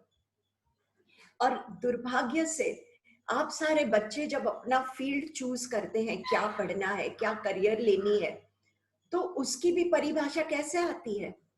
बाहर से आती है, पश्चिम से आई है। हम जिसको सफल देखते हैं, आसपास कौन सफल है? तो जो घर पे ध्यान नहीं देता, जो सिर्फ अपनी करियर पे फोकस करता है, जो एक ही दिशा में आगे जा रहा है, जिसको ऑफिस में एक के बाद एक प्रमोशन मिल रहे हैं, तो वो ही एक जैसे गधे को चलाने के लिए उसके आगे गाजर बांध देते हैं ना, वैसे हमें चला रही है ये पश्चिमी दुनिया पूरे इंडस्ट्रियल रिवॉल्यूशन के बाद से। लेकिन हम अगर अपने भारतीय संस्कार की बात करें तो सफल कौन है? मैं आज माधुरी जी ने बहुत अच्छी अपनी कहानी सुनाई, तो मुझे भी मेरी बचपन की बहुत सारी कहानियां याद आ रही है। और एक कहानी जो बचपन में मेरे पापा बहुत कहते थे और आज भी याद है, वो है सुखी आदमी का पहरण। पहरण वो घर में जो एक सफेद मलमल के कपड़े का हम जो पहनते थे, उसे कहते हैं। आई डोंट नो, आप लोगों ने भी शायद स्कूल में पढ़ी होगी ये कहानी, कि एक राजा कहता है कि हमारे राज्य में भैया सबसे सुखी आदमी कौन है? तो वो गुरु कहते हैं कि आपको अगर सुखी होना है तो आपके राज्य में जो भी सबसे ज्यादा सुखी है उसका पहरण आप लेकर आइए, वो आप पहनोगे तो आप बहुत सुखी हो जाओगे। तो राजा तो अपने गुप्तचर भेज देता है कि भैया जाओ पूरे राज्य में और देखो कौन सबसे सुखी है। तो सब लोगों से गुप्तचर मिल रहे हैं, पर हर एक को दुख है, कोई सुखी नहीं है संपूर्ण रूप से। तब रात हो जाती है और वो गांव के बाहर तालाब के पास, मंदिर के पास एक आदमी बैठा हुआ बांसुरी बजा रहा है और वो अपनी ही धुन में है। और वो गुप्तचर उसे पूछते हैं कि भैया तुम क्या सुखी हो? तो वो ऐसे देखता है और कहता है हाँ मैं बहुत सुखी हूँ, आनंद में हूँ। तो बोले चलो चलो जल्दी तुम्हारी पहरण दे दो, हमें राजा को देनी है। फिर वो गुप्तचर देखते हैं, क्योंकि अंधेरा होता है तो बास से मंदिर का जो दिया होता है वो लाकर देखते हैं, तो इसने तो पहरण ही नहीं पहनी है। बहुत गरीब आदमी था वो, पर वो निजानंद में संध्या के समय अपनी पूजा करने के बाद बैठकर बांसुरी बजा रहा है। और वो उस वक्त उसे लगता है कि वो दुनिया का सबसे आनंदित और सुखी व्यक्ति है। तो सुख की परिभाषा क्या है? मैं तो ये कहूंगी कि आप सक्सेस मत देखिए। जैसे खंडल सर ने भी कहा कि आप सुखी है तो आप सक्सेसफुल है। तो सुख की परिभाषा, भारतीय परिभाषा क्या है? अगर हम पश्चिम को देखते हैं तो सुख को हैप्पीनेस बोलते हैं। और हार्वर्ड में आपको आश्चर्य होगा कि सबसे ज्यादा एडमिशन हैप्पीनेस कोर्स में होता है, क्योंकि हम भूल गए हैं कि हैप्पीनेस क्या है। वो हमें सीखने जाना पड़ता है कॉलेज के कोर्सेज में। और मुझे बहुत आश्चर्य होता है जब बहुत सारे देशों ने, यूएई में, फ्रांस में, हर जगह हैप्पीनेस मिनिस्ट्री है। यानी कि सरकार को एक मिनिस्ट्री एस्टैब्लिश करनी पड़ती है कि आप लोगों को बताएं कि आप सुखी कैसे होंगे। तो हमारे, जब हम वैदिक और अपने लिटरेचर में देखते हैं, भारतीय परिभाषा देखते हैं, तो सुख क्या है? हैप्पीनेस नहीं, सुख क्या है? सु और ख दो शब्द है।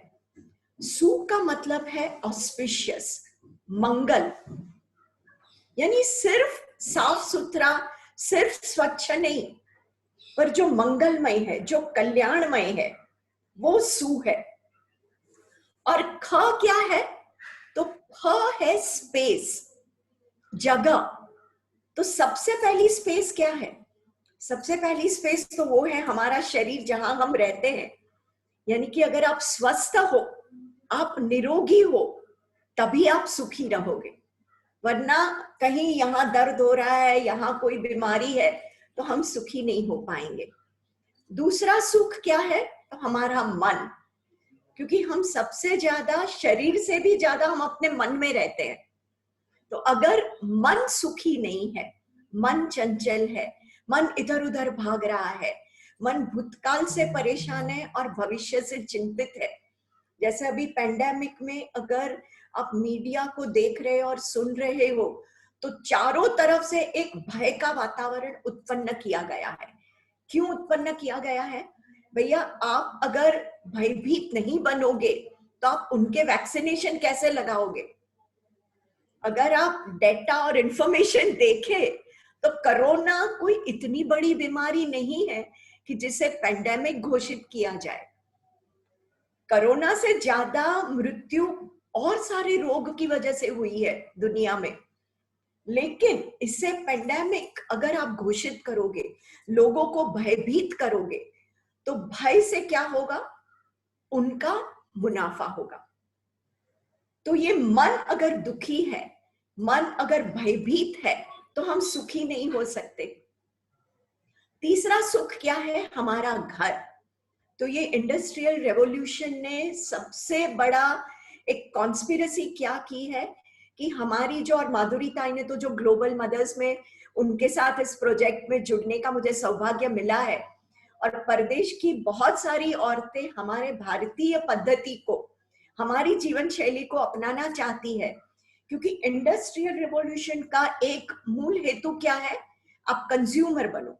अगर आप संयुक्त परिवार में हो, आप बहुत बड़ा परिवार शांति से सुखी होकर एक घर में रह रहा है, फिर तो एक ही फ्रिज होगा, एक ही वॉशिंग मशीन होगी, एक ही मिक्सर होगा। अगर आपके परिवार में सुख नहीं है, आप अलग अलग रह रहे हो, तो स्वाभाविक है उतने सारे फ्रिज और उतने सारे वॉशिंग मशीन वो बेच पाएंगे। तो ये कॉन्स्पिरेसी हम भारतीय लोग समझ ही नहीं पाए कि किस तरह से हमारी पूरी एक सभ्यता पे एक दिमक लगती है ना, तो वो दिमक कैसे खा जाती है पता नहीं चलता। जैसे माधुरी ताई ने वो पत्थर का एग्जाम्पल जो दिया, तो अगर कोई पत्थर को तोड़ रहा है तो दिखता है, वो आवाज भी होती है, वो चोट भी समझ में आती है, पर जब वो दिमक हमें खा जाती है ना, तो हमें पता भी नहीं चलता कि हम किस तरह से खोखले हो जाते हैं। तो सुख शरीर में, सुख मन में, सुख हमारे घर में और सुख हमारे राष्ट्र में। तो उन्होंने तो ये भी एक निश्चित कर दिया, भैया धर्म की लड़ाई करा दो, जाति की लड़ाई करा दो, एक इंसान को दूसरे इंसान से लड़ा दो। एक वक्त था कि हम सोचते भी नहीं थे कि हमारा पड़ोसी कौन है, किस जाति का है, कहां से आया है। हम सब बच्चे साथ मिलके खेलते थे। अब ये हो गया कि नहीं भैया, इस कॉलोनी में तो इस धर्म के लोग नहीं रह सकते, इस मोहल्ले में इस धर्म के लोग रहते हैं तो आप वहां नहीं जाओगे। तो हमें हर तरह से तोड़ा गया है। तो एक हमारी भारतीयता जो है, वो सुख की इस तरह से सभ्यता रही है कि एक हार्मनी, साथ रहना, मिलजुल के रहना, मिल बांट के रहना, हर एक का स्वागत करना, ये हमारा एक सनातन धर्म रहा है। और वो सनातन को आपने हटा दिया, बोल दिया भैया आप सनातन तो हो ही नहीं हो, आप हिंदू हो। और जब आप हिंदू हो तो दूसरा मुस्लिम है, कोई क्रिश्चियन है, कोई सिख है। सनातन क्या था? जो भी इस भूमि आया और जिसने भी इस भूमि को अपनाया, इस भूमि के धर्म को, धर्म यानी धारयति इति धर्म। हम रोज सुबह से लेकर रात तक, जैसे खंडल जी ने एकादशी और वो जापानीज लेडी का एग्जाम्पल बताया, कि हमारी जो भी ऋषि परंपरा थी वो धर्म की इसलिए थी कि वो सस्टेनेबल वे ऑफ लाइफ थी। आज हमें सस्टेनेबिलिटी पढ़नी पड़ती है, आपको एक विषय दिया जाता है कि ये सस्टेनेबल लिविंग है। जब धर्म हमारे रोज के जीवन में जोड़ा हुआ था तो हमें सस्टेनेबिलिटी सोचनी नहीं पड़ती थी। मुझे आज भी याद है, मेरी नानी जब खाना बनाती थी तो खाना परोसने से पहले ही एक रोटी निकालती थी कौवे के लिए, एक रोटी निकालती थी गाय के लिए, एक रोटी निकालती थी कुत्ते के लिए, ठीक है। एक रोटी अलग लगती थी कि अचानक कोई मेहमान आ गया, अतिथि आ गया, तो क्या देंगे। और उसके बाद जब खाने की थाली परोसी तो भी एक पहला कौर हम बाहर निकाल के रखते थे चींटियों के लिए। कि भैया अगर छोटे से छोटे भी जो जीव जंतु है हम पहले उनको खिलाए फिर हम खाएंगे। और आज क्या हो गया है, आज आप एडवर्टाइजमेंट्स देखे, मैं तो सिर्फ एडवर्टाइजमेंट्स या टीवी सीरियल कभी कभी इसलिए देखती हूँ कि आज क्या मानसिकता चल रही है वो हमें समझ में आए। तो आज कैसा है कि हमने पिज्जा ऑर्डर किया और घर में 2 लोग हैं, या ये पिज्जा तो मुझे पसंद है, मेरा पिज्जा है, मैं शेयर नहीं करूंगी या मैं शेयर नहीं करूंगा, और ये सोचकर वो 2 पिज्जा बेचते हैं, क्योंकि एक पिज्जा आपने शेयर करके अगर खा लिया तो आप उनका दूसरा पिज्जा ऑर्डर नहीं करोगे। तो ये षड्यंत्र मुझे लगता है कि आप सारे स्टूडेंट्स को समझना बहुत जरूरी है। बहुत जरूरी इसलिए है कि ये एक लुप्त हो रही है हमारी संस्कृति, और लुप्त होके कहाँ जा रही है, हमारे पास ही है और कहीं नहीं जा रही है। जैसे स्पंज का उदाहरण मैं जब भी सुनती हूँ तो मुझे लगता है कि स्पंज जैसे तो हमारा मन है ही, पर स्पंज में वो विवेक नहीं है कि क्या एब्सॉर्ब करे और क्या एब्सॉर्ब नहीं करे। स्पंज में अगर स्याही गिरती है तो वो स्याही भी एब्सॉर्ब करता है, उस पे अगर शरबत गिरता है तो वो भी एब्सॉर्ब करता है, किसी ने जहर डाल दिया तो वो भी वो एब्सॉर्ब कर लेता है, पर वो विवेक बुद्धि नहीं है। तो अगर हम मिट्टी की तरह बने, क्योंकि हम वैसे भी पंचमहाभूत से बने हुए हैं, कोई आंसर देना चाहेगा? क्योंकि मुझे तो इंटरैक्टिव अच्छा लगता है। आप स्टूडेंट्स में से कोई बताना चाहेगा क्या पंच तत्वों से हम बने हुए हैं? पंच महाभूत या पंच तत्व जो हम कहते हैं वो क्या है? आप हैंड रेज करें या चैट में लिख दे। मैडम ये लिख रहे हैं, शाहनवाज अली लिख रहे हैं कि madam your opinion is best for my life and I will try to do it every for happy family. Thank you. Mohit Gupta लिखते हैं very nice madam, good madam. Madam धन्यवाद। पर मुझे ये बताइए, हाँ, टेक्नोस्पार्क क्या है, पंच महाभूत क्या है बताइए? हवा, पानी, मिट्टी, आग, आत्मा। ओके, आत्मा नहीं है निशा। सबसे पहले तो आएगा आकाश, ठीक है, आकाश तत्व है, उसके बाद वायु है, उसके बाद अग्नि है, उसके बाद जल, और उसके बाद पृथ्वी। तो एक सूक्ष्म से स्थूल, सटल टू ग्रॉस, ये हमारे ऋषियों ने कितने हजार साल पहले लिखा होगा। और आज हम आइंस्टाइन को पढ़ते हैं साइंस में कि आइंस्टाइन ने कहा कि energy and matter is interchangeable. तो हमारे ऋषियों ने तो सबसे पहले लिखा था कि भैया आकाश से लेके पृथ्वी तक इट्स अ कंटिन्यूटी, और इस यूनिवर्स में हम भी, और सारी चीजें, जड़ और चेतन, सारी चीजें ये पंच महाभूत से बनी हुई है। तो किसी का ये पहले एक प्रश्न गया था कि जो भी प्रॉब्लम आते हैं लाइफ में हम उसको कैसे सॉल्व करें, या दूसरों का पर्सपेक्टिव 360 डिग्री हम अपनी लाइफ में कैसे अपनाएं। तो अगर आप देखें तो ये पांचों तत्व कैसे हैं, हमारे भीतर है, हम उसी से बने हुए हैं। तो सबसे जड़ क्या है? पृथ्वी है। पर पृथ्वी भी जड़ नहीं है, पृथ्वी भी चेतन है। तो स्पॉन्ज के बदले अगर पृथ्वी में जब हम दाने बोते हैं तो क्या होता है? वो उगते हैं। वो दाने वैसे ही उगते हैं जो उनका डीएनए हो। कोई माली आम का पौधा, खंडल जी ने अपना गार्डन बताया, मुझे बड़ा अच्छा लगा, क्योंकि मेरा भी घर ये दुर्भाग्य से दिखा नहीं सकती बाहर, पर घर में होती तो आपको मेरा गार्डन दिखाती। माधुरी जी का भी मैंने देखा है घर के बाहर बागबानी का, उनको भी शौक है। पर अगर आपने मैंगो का एक पेड़ लगाया है तो कोई माली उसके सामने देखकर ये नहीं कहेगा कि चीकू दो, चीकू दो। उसे पता है ये मैंने मैंगो का सीड लगाया है तो उससे आम ही आएगा, या अगर चीकू का पेड़ है तो चीकू देगा। और उसे अपना वक्त लगता है, हर एक को फल देने में अपना वक्त लगता है। पर दुर्भाग्य से आज सफलता को हम कैसे डिस्क्राइब करते हैं? हर एक बच्चे को सफल बनना है, और सफलता की एक ही परिभाषा है, आप कितने पैसे कमा रहे हो, आपकी गाड़ी कितनी बड़ी है, आपका घर कितना बड़ा है, राइट? आप इंजीनियर बनो, डॉक्टर बनो, कोई ये नहीं कहता कि आप अच्छे इंसान बनो, राइट? मैंने जो मेरे एजुकेशन की बात की थी, सुख की बात करने से पहले, तो मैंने लिया था साइकोलॉजी। बॉम्बे में मेरा जन्म हुआ है, तो साइकोलॉजी में, मानस शास्त्र में पहले से रुचि थी, तो सेंट जेवियर्स कॉलेज में एडमिशन मिल गया। मुझे आज भी वो दिन याद है, क्योंकि पुरानी एसएससी 11th जो एसएससी का ईयर था 75 में, वो हमारा आखिरी साल था। उसके बाद वो 10+2+3 पद्धति आ गई थी। तो मुझे उस समय 75% आए थे, तो बहुत अच्छे माने जाते हैं। और जब सेंट जेवियर्स में गई तो फादर ने कहा कि साइंस क्यों नहीं ले रहे हो, आपको तो 75% है, हम साइंस में एडमिशन दे देंगे।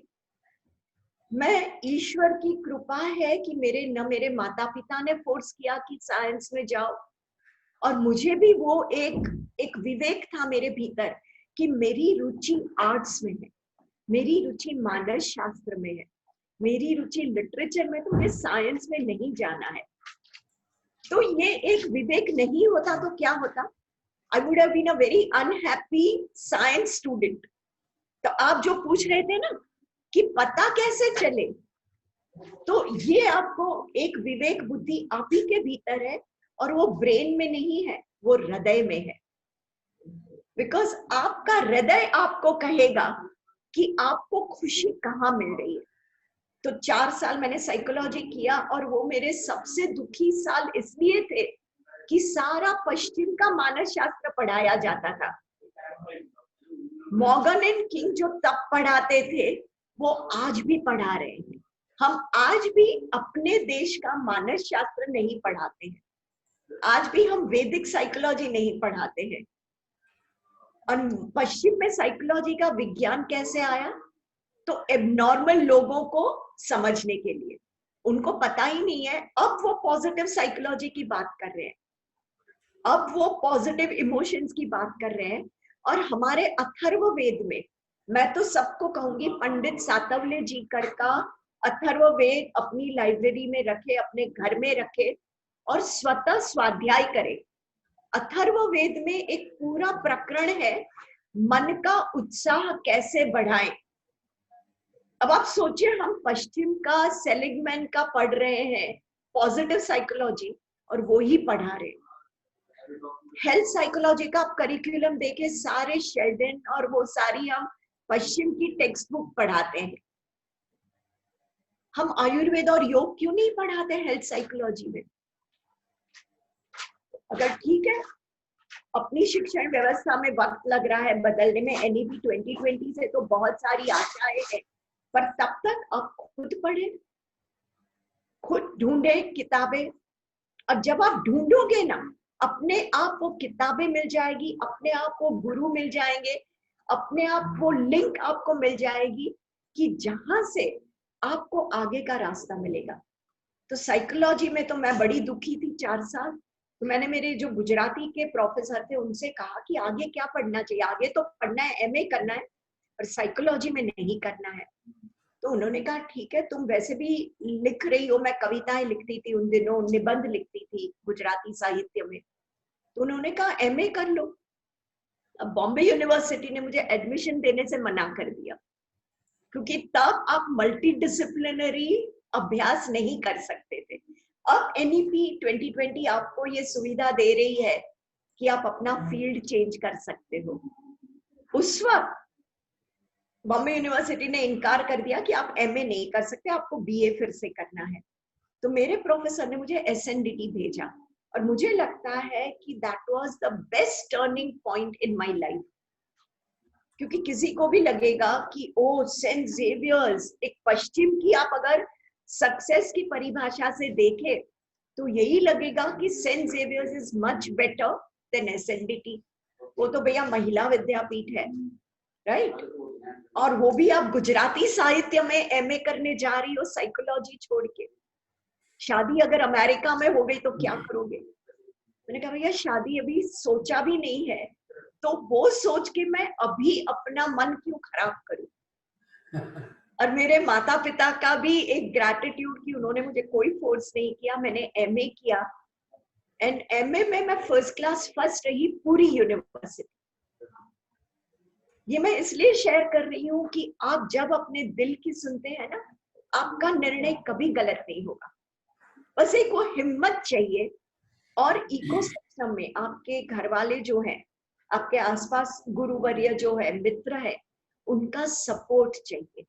वो इकोसिस्टम स्ट्रांग होनी चाहिए ताकि आप ऐसे निर्णय ले सके। माला मैडम जी बोलिए। एक बहुत अच्छा प्रश्न किया है सादिया मैडम ने जी। वो पूछ रही है, मैडम आई आस्क्ड, वो पहले भी पूछा होगा उन्होंने, वो बोल रही है, मैडम आई आस्क्ड, जो लोग धर्म के नाम पर इंसानियत को बांट रहे हैं, क्या कहीं ना कहीं डर कर हम उन्हें सपोर्ट कर रहे हैं? बिल्कुल, तो डरना सादिया आपको नहीं है ना, वो लोग तो आप डर का फायदा उठा रहे हैं। बिल्कुल, आपका प्रश्न, आपके प्रश्न में ही आपका उत्तर है ना। क्योंकि जब तक अगर मेरे मन में डर है कि भैया मैं जिस घर में, जिस रिलीजन में पैदा हुई हूँ, और मेरा तो मुझे लगता है ये सौभाग्य है कि सनातन धर्म इतना विशाल है कि वो बांटता नहीं है। तो अगर आपका धर्म, किसी का भी धर्म आपको कह रहा है कि मैं श्रेष्ठ हूँ और दूसरे कनिष्ठ है, तो सोचना चाहिए कि ये क्या सही धर्म है।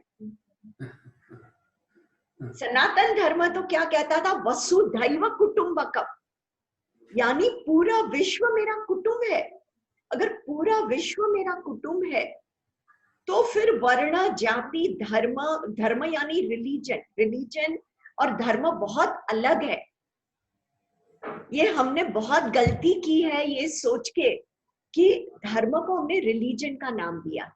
रिलीजन बांटता है, धर्म नहीं बांटता। रिलीजन ये एक लकीर खींचता है कि तुम वहां हो, मैं यहाँ हूं, तुम गलत हो, मैं सही हूं। जैसे मैं खंडल जी का ये एक उदाहरण आपको बताऊं कि उन्होंने आपको एक बार नहीं 3 बार सलाह दी कि मांसाहार मत कीजिए, राइट। अब क्यों नहीं करना है भैया? मैं तो ऐसे, अगर समझ लीजिए मैं ऐसे फैमिली में पैदा हुई हूँ जहां मेरे आसपास सारे लोग मांसाहार कर रहे हैं, और अब मेरे कॉलेज में मुझे कहा जा रहा है कि मांसाहार मत करो। अच्छा, अब आप ये सोचिए कि मांसक, आप जो भी मांस खा रहे हैं, आप बकरे का खा रहे हो या जो भी प्राणी का खा रहे हो, वो आता कहां से है? उस प्राणी को मारकर आता है। और एक YouTube में बहुत अच्छा वीडियो है, वो अगर आप देखें ना तो आप जिंदगी में मांसाहार नहीं करोगे। उसमें खंडल जी जैसे ही एक शिक्षक ने क्या, जिसको चिकन सैंडविच खानी थी, वो बच्चे को बोला, उसके हाथ में एक जीवंत चिकन पकड़ा दिया, मुर्गी पकड़ा दी, और कहा अब तुम इसे मारोगे और उस बाद में उसे साफ करके तुम उस चिकन का सैंडविच बना के खा लो। वो बच्चे के जो भाव है उस वीडियो में, उसकी जो द्विधा है, क्योंकि जब आप अपने हाथ से किसी को मारना चाहते हो, आप नहीं मार सकते हो, और जब आप किसी की हिंसा करते हो तो आपके मन में भी एक नेगेटिव भाव है। जो मर रहा है वो मरते वक्त वो तो खुशी खुशी तो नहीं मर रहा कि चलो तुमने मुझे मोक्ष नहीं दिया, वो दुख से मर रहा है क्योंकि उसे जीना है और आप उसका जीवन छीन रहे हो। तो वो जो दर्द है उसके मन में उस क्षण में, वो दर्द एक एनर्जी है। And we all know the physical laws of energy. Energy cannot be destroyed, energy cannot be created. तो वो डेथ की नेगेटिव एनर्जी है, वो उस प्राणी में या उस पक्षी में स्टेग्नेंट हो जाती है, और जब आप उसका भक्षण करते हो, वो नेगेटिविटी आपके शरीर और मन में जाती है। इसीलिए हमारे यहाँ भगवत गीता में हमारे सारे खाने को सत्व, रजस, तमस में बांटा गया है। तो नॉन वेजिटेरियन, मांसाहार जो है वो तामसिक है, और जब तमस को हम खाते हैं तो हमारे भीतर भी तमस बढ़ता है। मुझे आज भी याद है, मेरी स्कूल में संस्कृत की जो हमारी प्राध्यापिका थी, वो कहती थी कि भैंस का दूध नहीं पीना। चलिए मांसाहार तो बहुत आगे की बात है। वो कहती थी भैंस का दूध पियोगे तो भैंस जैसे बनोगे। अब भैंस का बिहेवियर कैसा है? आलसी है, पड़े रहती है, काम करना उसे पसंद नहीं है। और गाय का अगर आप दूध पियोगे तो गाय जैसे सात्विक बनोगे। एक और कहानी है मैडम, एक और कहानी है, जी सॉरी इंटरवीन कर रहा हूँ, एक और कहानी है। प्लीज करिए, प्लीज जब हम करिए। बचपन में गांव में बात करते थे कि गाय की पूंछ पकड़ लोगे तो कभी डूबोगे नहीं, और भैंस की पूंछ पकड़ लोगे तो पक्का डूबोगे। ओके क्योंकि भैंस बिल्कुल। और ये मैं प्रश्न है। मानसी का प्रश्न, मानसी मैडम आपसे एक शर्मा का, प्रश्न है मैडम, हाँ वही तो, आपसे एक मानसी प्रश्न शर्मा किया का है। प्रश्न मैं देख रही हूँ। मानसी का एक प्रश्न है। हाँ मैं वही देख रही थी खंडन जी। वो ये अगर बोल इफ रही योर है, interest keep on changing, it's a very good sign. I would say it's a sign of growth. क्योंकि मैंने देखिए साइकोलॉजी से शुरू किया, फिर गुजराती साहित्य किया, उसके बाद ह्यूमन रिसोर्स में एमबीए किया, उसके बाद योग और आयुर्वेद का डिप्लोमा किया। तो my interest kept on changing and I kept on taking in knowledge. पर जब आप मेरी उम्र तक पहुंचोगे और पीछे देखोगे तो आपको ये रोड मैप समझ में आ जाएगा कि वो सारे इंटरेस्ट कहीं ना कहीं जुड़े हुए हैं और एक दूसरे के ऊपर कहीं ना कहीं वैल्यू ऐड है। बिल्कुल चिंता मत करो, इंटरेस्ट अगर चेंज हो रहे हैं तो होने दीजिए, अच्छी बात है। देखिए वो करते रहिए जो इंटरेस्ट चेंज हो रहा है। आज पेंटिंग करो, तो कल ड्राइंग करो, अधूरा अधूरा मत छोड़े। मैं ये कहूंगी, कल सितार हाँ बजाओ, फिर गायन करो। बिल्कुल, अच्छा पर मैडम, अधूरा मत छोड़े, मैं वही कहूंगी उससे पूर्ण करें, बिल्कुल। अधूरा मत छोड़े। मैडम एक और प्रश्न है सृष्टि पाठक का। जी वो पूछ रही है कि धर्म क्या है? धर्म धर्म निभाना चाहिए, एक्चुअली धर्म क्या है? कभी समझ वेरी नहीं आता। कंडल जी, मुझे आपके जो स्टूडेंट्स के प्रश्न आ रहे हैं ना, वो लेवल देखकर मुझे बड़ा आनंद हो रहा है। देखिए धर्म, पहले तो ये समझ लीजिए धर्म रिलीजन नहीं है, ठीक है? धर्म का मतलब है धारयति इति धर्म, जो आपको धारण करता है। अब आपको धारण क्या करेगा? तो जैसे मेरा शरीर है, मैंने कहा ना पहले कि शरीर स्वस्थ होना चाहिए तो सुख मिलेगा। अब आप शरीर को स्वस्थ कैसे रखोगे? इसलिए आयुर्वेद और योग पढ़िए।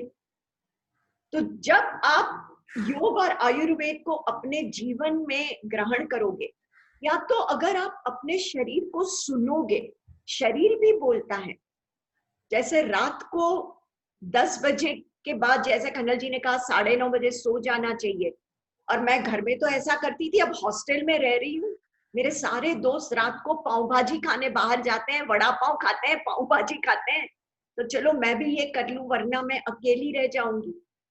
ये धर्म से विरुद्ध है, क्योंकि आपको पता है आपका शरीर कहता है 9:30 बजे सो जाओ, पर आप अगर शरीर के धर्म से विपरीत जाओगे, और आयुर्वेद में इसे प्रज्ञा अपराध कहते हैं, कोई भी बीमारी, और ये पेंडेमिक भी क्यों हुआ है? प्रज्ञा अपराध से हुआ है। यानी जिस तरह से जीना चाहिए उस तरह से कलेक्टिवली एंड इंडिविजुअली हम नहीं जी रहे हैं। तो मैडम दो प्रश्न हैं। हाँ, माधुरी जी कुछ कह रही है, खंडल जी, माधुरी जी कुछ कह रही है। मैं माला जी के इस प्रश्न में धर्म के बारे में जो पूछा है उसमें थोड़ा सा ऐड करना चाहती हूँ। बिल्कुल करिए माधुरी। हाँ, वो ये है कि धारण, जैसे माला जी ने बताया, धारयति इति धर्मः, ये बोला जाता है, तो हम क्या है उस पोजीशन का भी हम लोगों को लेना है। जैसे मैं अगर बच्चा हूँ, माँ के सामने घर में हूँ, पेरेंट्स के सामने में हूँ, तो मैं उनका बेटा या बेटी हूँ। तो बेटा या बेटी के जो कर्तव्य है वो मुझे पालन करने हैं, वो मेरा उस समय में धर्म बन जाता है। मैं अगर माँ हूँ तो माँ का मेरे बच्चों के प्रति, मेरे फैमिली के प्रति जो मेरा कर्तव्य है वो मेरा धर्म बन जाता है।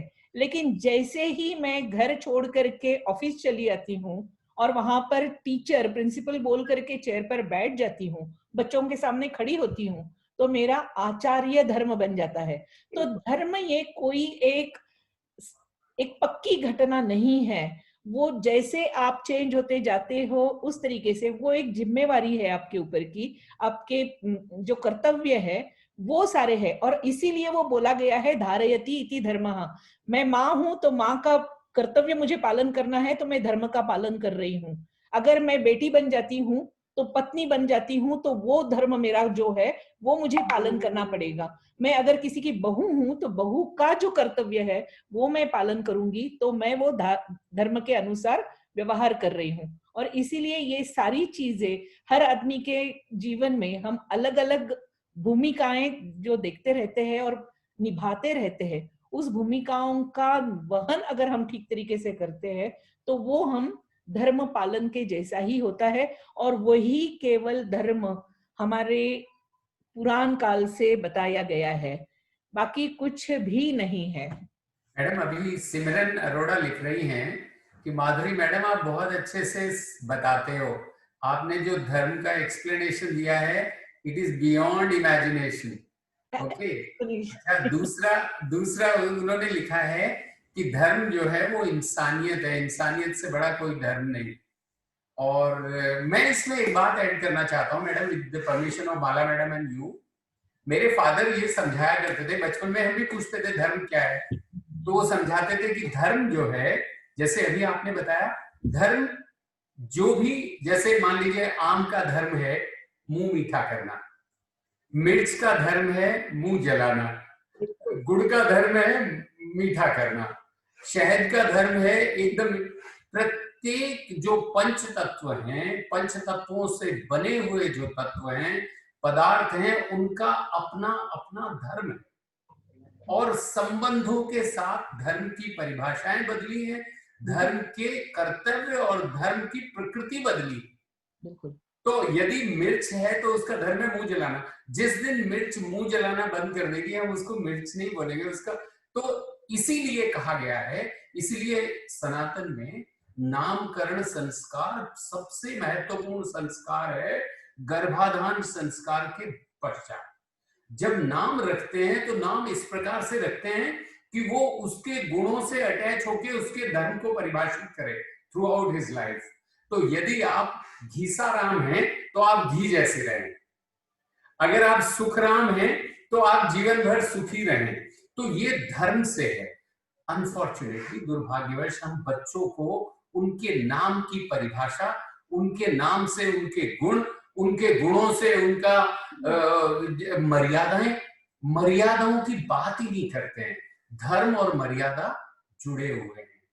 तो मिर्च का धर्म है कि वो मुंह जलाएगी जलाएगी, सास का धर्म है कि बहू से प्रेम करेगी, बहू का धर्म है सास का आदर करेगी। तो ये है धर्म। लेकिन हम बढ़ जा रहे हैं, बिकॉज ऑफ माला मैडम ने बिल्कुल सही कहा, रिलीजन बांटता है, धर्म तो जोड़ता है। जिस दिन एक अध्यापक सामने है तो वो ना हिंदू है, ना मुस्लिम है, ना क्रिश्चियन है, वो अध्यापक है, उसका धर्म है पढ़ाना, अध्यापन करना। जिस शिक्षक के सामने अगर शिक्षार्थी आता है, वो ये नहीं देखता कि ये किस जाति किस धर्म का है, वो ये देखता है ये मेरा शिक्षार्थी है, मुझे इसे पढ़ाना है, ये मेरा शिष्य है। बहुत सुंदर बोला माला मैडम आपने, कितने सारे प्रश्न आ रहे हैं, एक दिन आपका भी रखेंगे माला मैडम। अच्छा, ये आयुषी शर्मा लिख रही हैं, अगर तुम्हारा धर्म, पहली बात तो ऐसे लिखना नहीं चाहिए, what do you mean by तुम्हारा धर्म, लिखो आपका धर्म। यदि तुम्हारा धर्म हिंदुइज्म है तो तुम मंदिर जाओगे, अगर तुम मुस्लिम हो तो मस्जिद जाओगे, क्रिश्चियन हो तो चर्च जाओगे, वही उसका धर्म है। मैम, ये सोच हम कैसे चेंज कर सकते हैं? एज ए यूथ हमारी रिस्पॉन्सिबिलिटी है कि इस सोच को हम चेंज करें। मैं केवल बिफोर यू आंसर मैडम, मैं एक बात कहना चाहता हूँ। सनातन में मैं राजस्थान में मेरा जन्म हुआ, मैं मोस्ट ऑफ दी जो मेरी लर्निंग हुई वो बिहार में हुई, झारखंड बाद में बना, तो मैं अपने आप को आधा बिहारी मानता हूँ। और मैंने मैनेजरियल और टेक्नोलॉजी सीखी उत्तराखंड में, तो मैं मानता हूँ कि आधा बिहारी आधा Uttarakhandi, born in Rajasthan. Madhuri madam ने कहा त्रिपुरा, कहा आसाम, पूरा नॉर्थ ईस्ट, जम्मू कश्मीर और म्यांमार से लेके और पूरा जहां जहां अशोक गए वहां वहां इनकी गाड़ी गई। तो ये भी इन्होंने भी माधुरी स्तंभ होना चाहिए जैसे अशोक स्तंभ थे। तो मैं केवल ये बताना चाहता हूं कि सनातन में जैसे हम बच्चे थे, बचपन में गांव में एक चीज सिखाई, जो सामने आ जाए उसको राम राम करो, राम राम ताई जी, राम राम चाची जी। अच्छा, ये मैंने देखा कि ये अक्रॉस द बोर्ड, ऊपर से लेके नीचे तक पूरे देश में है। मैं आज देखता हूँ, मैं ग्रेटर नोएडा में रहता हूँ, तो गुजरों की गुजर क्षेत्र है ये, मुझे कोई बच्चा ऐसा नहीं मिलता जो मुझे राम राम नहीं करता हो, और यदि मैं उनके बीच में चला जाऊं तो सबसे पहले वो चरण छूते हैं। तो हमारे सनातन में ऐसा है, मुझे याद नहीं कि मैं किसी मस्जिद के सामने से गया हूं और मैंने हाथ नहीं जोड़े हों। या मैं क्रिश्चियन, आप देखिए फ्रांस में थे तो मैं बेटी को स्कूल छोड़ने जाता था, ओके, स्कूल छोड़ने जाता था मॉर्निंग में, लंच में वाइफ उसको लेने जाती थी, बिकॉज वहां लंच में भोजन कराते हैं, हमने इंस्ट्रक्शन दिया था हमारे बच्चों को चॉकलेट भी नहीं खिलाओगे। तो देवर सरप्राइज कि आप लोग इंडियंस तो, इंडियन फैमिलीज तो मांगती हैं कि भोजन मिल जाए, यू आर पुअर पीपल, से help with your poor people, हमारे बच्चों को कुछ भूल से भी मत खिला देना, लंच में फ्री भोजन होता है, हम बच्चों को ले जाएंगे। तो 1 घंटे का लंच होता था, 1.5 घंटे का, तो हम बच्चों को ले आते थे, फिर छोड़ने चले जाते थे। तो मैं जब मॉर्निंग में छोड़ने जाता था स्कूल, तो बीच में 3 बड़ी बड़ी चर्च पड़ती थी वहां पे, 1.5 किलोमीटर का वॉक था, I used to walk with my daughter, और वो उसके सामने हम हाथ जोड़ते थे, बेटी भी हाथ जोड़ती थी। तो बेटी का एक ही प्रश्न होता था कि पापा मैं ये जानना चाहती हूँ कि जो इस वाले भगवान को मानते हैं वो गोरे होते हैं और हमारे वाले भगवान को मानते हैं हम लोग गोरे नहीं होते, तो दैट यूज्ड टू बी, तो हम भी इनको मानने लगे। तो very interesting question that used to be. तो मैं क्या समझाऊंगा, but that is what apparently it used to be. But प्रणाम करते थे, हम वहां रुकते थे। मुझे एक बहुत अच्छा किस्सा आता है, अभी 3-4 साल पहले हुआ था, गणेश चतुर्थी। तो गणेश चतुर्थी का वो उनका विसर्जन के लिए वो एक चर्च के सामने से निकले, पूरा यात्रा हो रही थी, और ये बात इटली की है, आप गूगल पे जाके देख लीजिए। तो एक चर्च के सामने गणेश चतुर्थी की वो यात्रा हो रही थी विसर्जन की, सब लोग वहां पे चर्च के सामने रुके, तो वहां के जो पादरी ने कह दिया कि आप अंदर आ जाओ। तो वो पूरा वो गणेश जी को अंदर ले जाके उन्होंने वहां रख दिया, और वो वहां डांस करने लगे, और जैसे वो गणपति बप्पा मोरिया, और उन्होंने उनके इष्ट देवता की भी पूजा कर दी। पूरा हंगामा हो गया इटली में, उस पादरी को निकाल दिया गया, बट डजंट मैटर, बाद में उसको रख लिया गया और बाद में उनको सम्मानित किया। सबसे अच्छी बात है कि उस पूरे देश में गणेश वंदना करने दी, और वहां चर्च में वो ले गए। कहने का अर्थ ये है कि सनातन में तो हम कभी ये मानते ही नहीं कि, आप देखिए हिंदुओं में कितने देवता हैं, कोई शैव है, कोई शक्ति है, कोई किसी को मान रहा है, कोई हनुमान जी के भक्त हैं तो वो कहते हैं जी मंगलवार इंपॉर्टेंट है, जो शिव जी के भक्त हैं वो कहते हैं जी सोमवार इंपॉर्टेंट है। सारी महिलाएं शिव जी का व्रत रखती हैं, अच्छा वर मिले, यंग बच्चियों को बताते हैं कि आप सोमवार का व्रत रखिए, अच्छा वर मिले, और कितने सारे व्रत हैं हमारे सनातन में। तो हमारे तो पूरा धर्म का अर्थ ही है कि everything is accepted, everything is accepted. तो आप बताइए मैडम, मैं सॉरी ज्यादा बोल गया, सॉरी। नहीं, कोई बात नहीं। मैं 2 बातें यहाँ कहना चाहूंगी खंडल जी। एक तो आपने भी जो महिलाओं के लिए बताया शिव जी का व्रत, तो मुझे याद आ गया कि हम जब छोटे थे गुजरात में, स्पेशली ये होता है गुजरात और काठियावाड़ में, कि लड़कियां जब छोटी होती है तो वो मोड़ाकात का व्रत करती है और फिर जया पार्वती का व्रत करती है। तो वो शिव जी की पूजा होती है, और वो सावन के दिनों में 5 दिन का व्रत होता है।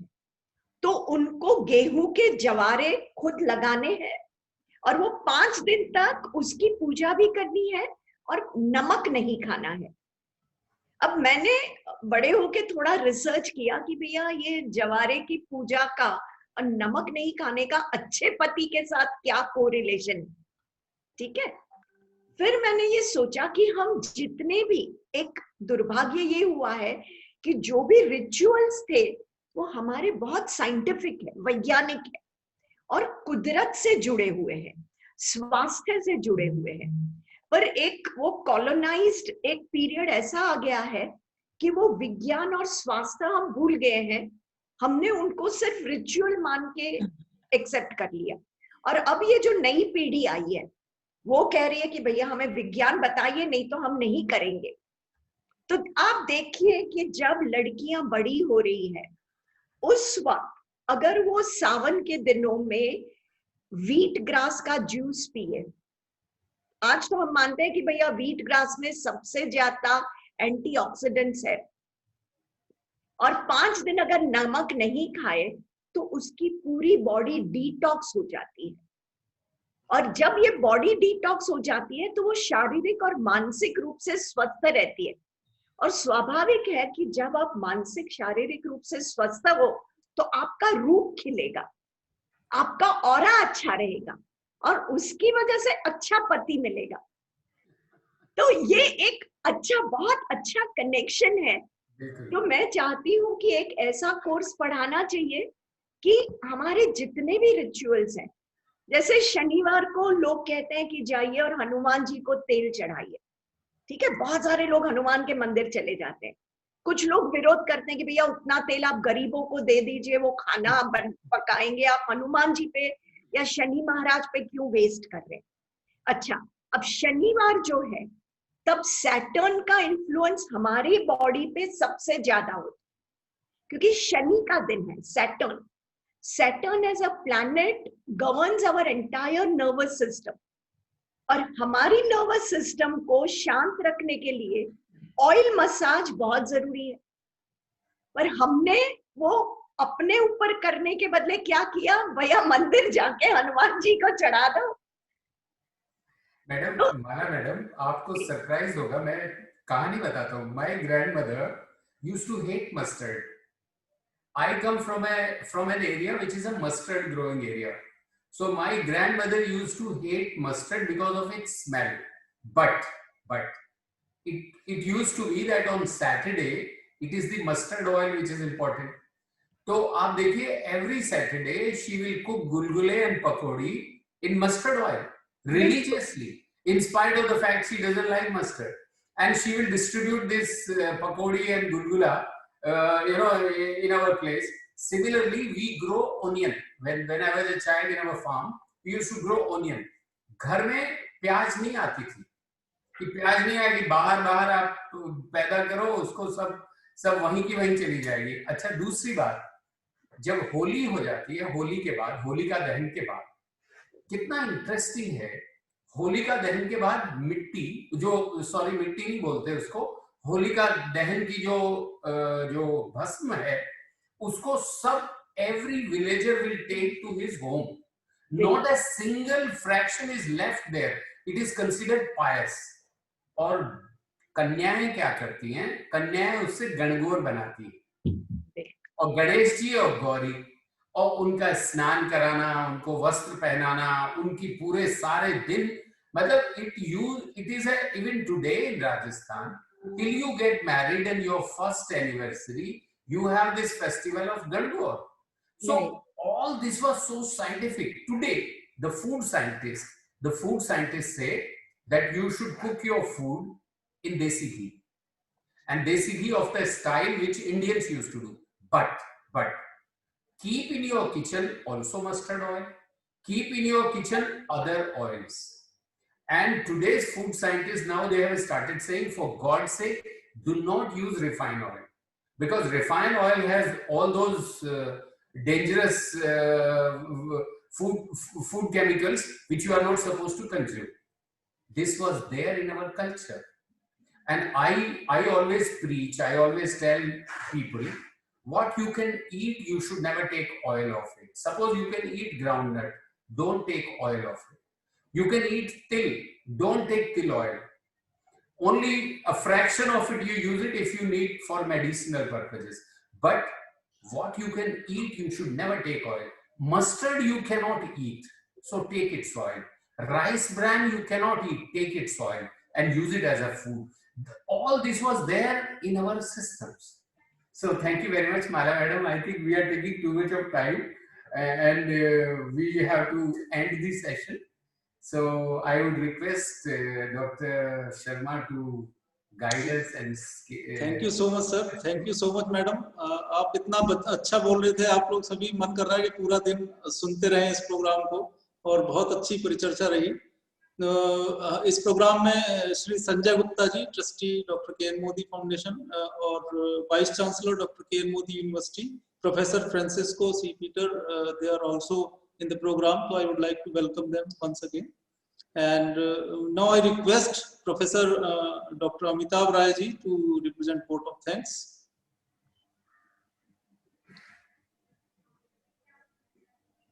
Doctor, thank you, sir. Thank you, Pranam. Sir, I feel highly privileged to propose my vote of thanks on behalf of Dr. K.N. Modi Foundation at this auspicious occasion. We are extremely grateful to our Honorable President of Dr. K.N. Modi Foundation, Professor Dr. D.K. Modi, sir, who have always been a source of inspiration to us in organizing such program like Ashirvachanam. We express our sincere gratitude to our chief mentor, Professor Dr. R.K. Khandal, sir, under whose leadership these programs are being organized. Sir, whatever you have told about the meaning of life, movement from materialistic life to spiritual life towards moksha, importance of panchang, yoga, helping others, or leading a tough life or hard life. So these the value system that you are providing to us, they are of great help to all of us and our students. Thank you, sir, for being with us and mentoring us throughout. We are extremely thankful to our eminent guest, Miss Madhuri Sasbuddhi ma'am, for she is leading prominent projects like Shiv Tando Stotram and Mothers on Wheel. And we are really thankful to her for enlightening all of us with her word of wisdom. Ma'am, the ideas that you have shared with the help of various anecdotes and short stories and obviously your personal experiences, they are not only worth noting, rather I'll request all my faculty, students, and all of us required to practice them in our daily life, the value system, and imbibe in our habits. Thank you, ma'am. Thank you. Thanks a lot for the knowledge that you have shared with us. We extend our special thanks to our guest, Professor Mala Kapadia, ma'am, Director Wellness Practice. We are really thankful to you, ma'am, for sparing your valuable time and sharing your wonderful thoughts on various dimensions of life, starting from religion, joyful learning, and quotes from Atharved, comparing success, Indian context and Western context, and actual meaning of happiness. The session was really very interactive, and I saw that all students were highly participative to your program. Thank you, ma'am, and we wish both of you would keep on visiting us and enlightening all of us. Thanks a lot. Last but not least, I extend my thanks to all eminent dignitaries, my fellow directors, faculty members, and students of Dr. K.N. Modi Foundation for being with us throughout this. Thank you. Thanks a lot. मैं doctor K N. Modi foundation की तरफ से आप सभी को तहे दिल से आभार प्रकट करता हूं. Thank you. Professor Roy, बहुत अच्छा बोले. I must tell you, for the information of all, we have so many people connected with us today. We have Mansa Madam connecting with us from Andhra Pradesh. You know, she is handling the international webinars. She is connected with us. We have Dr. Pranshu connected with us. We have Priyanka Sharma. We have Nidhi Kaushik, Geeta. All these are nanotechnologists, scientists. All of them are connected. Geeta Sheshadri connected with us. So many people. And some of them I just saw it there. We have Professor Dr. Jameel Ahmed, who is a director of a big Thanks, sir. Connected with us in this today. So there are so many of them. I really must thank Professor Roy on your behalf and on behalf of Dr. K.N. Modi Foundation. Or before we end the day, we should take a pledge that we must invite Madhuri Madam for whole day. या definitely sir, definitely ये आग्रह रहेगा। Long session, जी। One story one class, second Definitely. Story class, Madam, and remember we have to show to the students what is happiness. सुख, शुभ, सुख। देखिए हमारी संस्कृति में सबसे बड़ी बात है शुभ लाभ। केवल हमारी संस्कृति है जहां पे शुभ लाभ, लाभ only if it is Shubh, if it is not, but in otherwise in the world today it is profit. It is, there is no Shubh in that, it's just profit. Profit is something which is pleasure. इसीलिए शुभ में और happiness में अंतर है। जब हम बोलते हैं happy Diwali, it is not sufficient, we have to say Shubh Diwali, because मंगल हो, सब चारों ओर मंगल हो, चारों ओर मंगलमय वातावरण हो, तो आप सबका दिन, आप सबका वर्ष, आपका सबका आने वाला वर्ष मंगलमय हो। और माला मैडम आपको सुन के ना एकदम मैं भाव, एकदम बिल्कुल आह्लादित हो जाता हूँ। और माधुरी मैडम तो एकदम गुरुजी हैं, एकदम अच्छे से सिखाती हैं, और आज इतना सारा सिखाया माधुरी मैडम ने। माधुरी मैडम प्रणाम और माला मैडम प्रणाम। जी, आप सभी को बहुत बहुत धन्यवाद।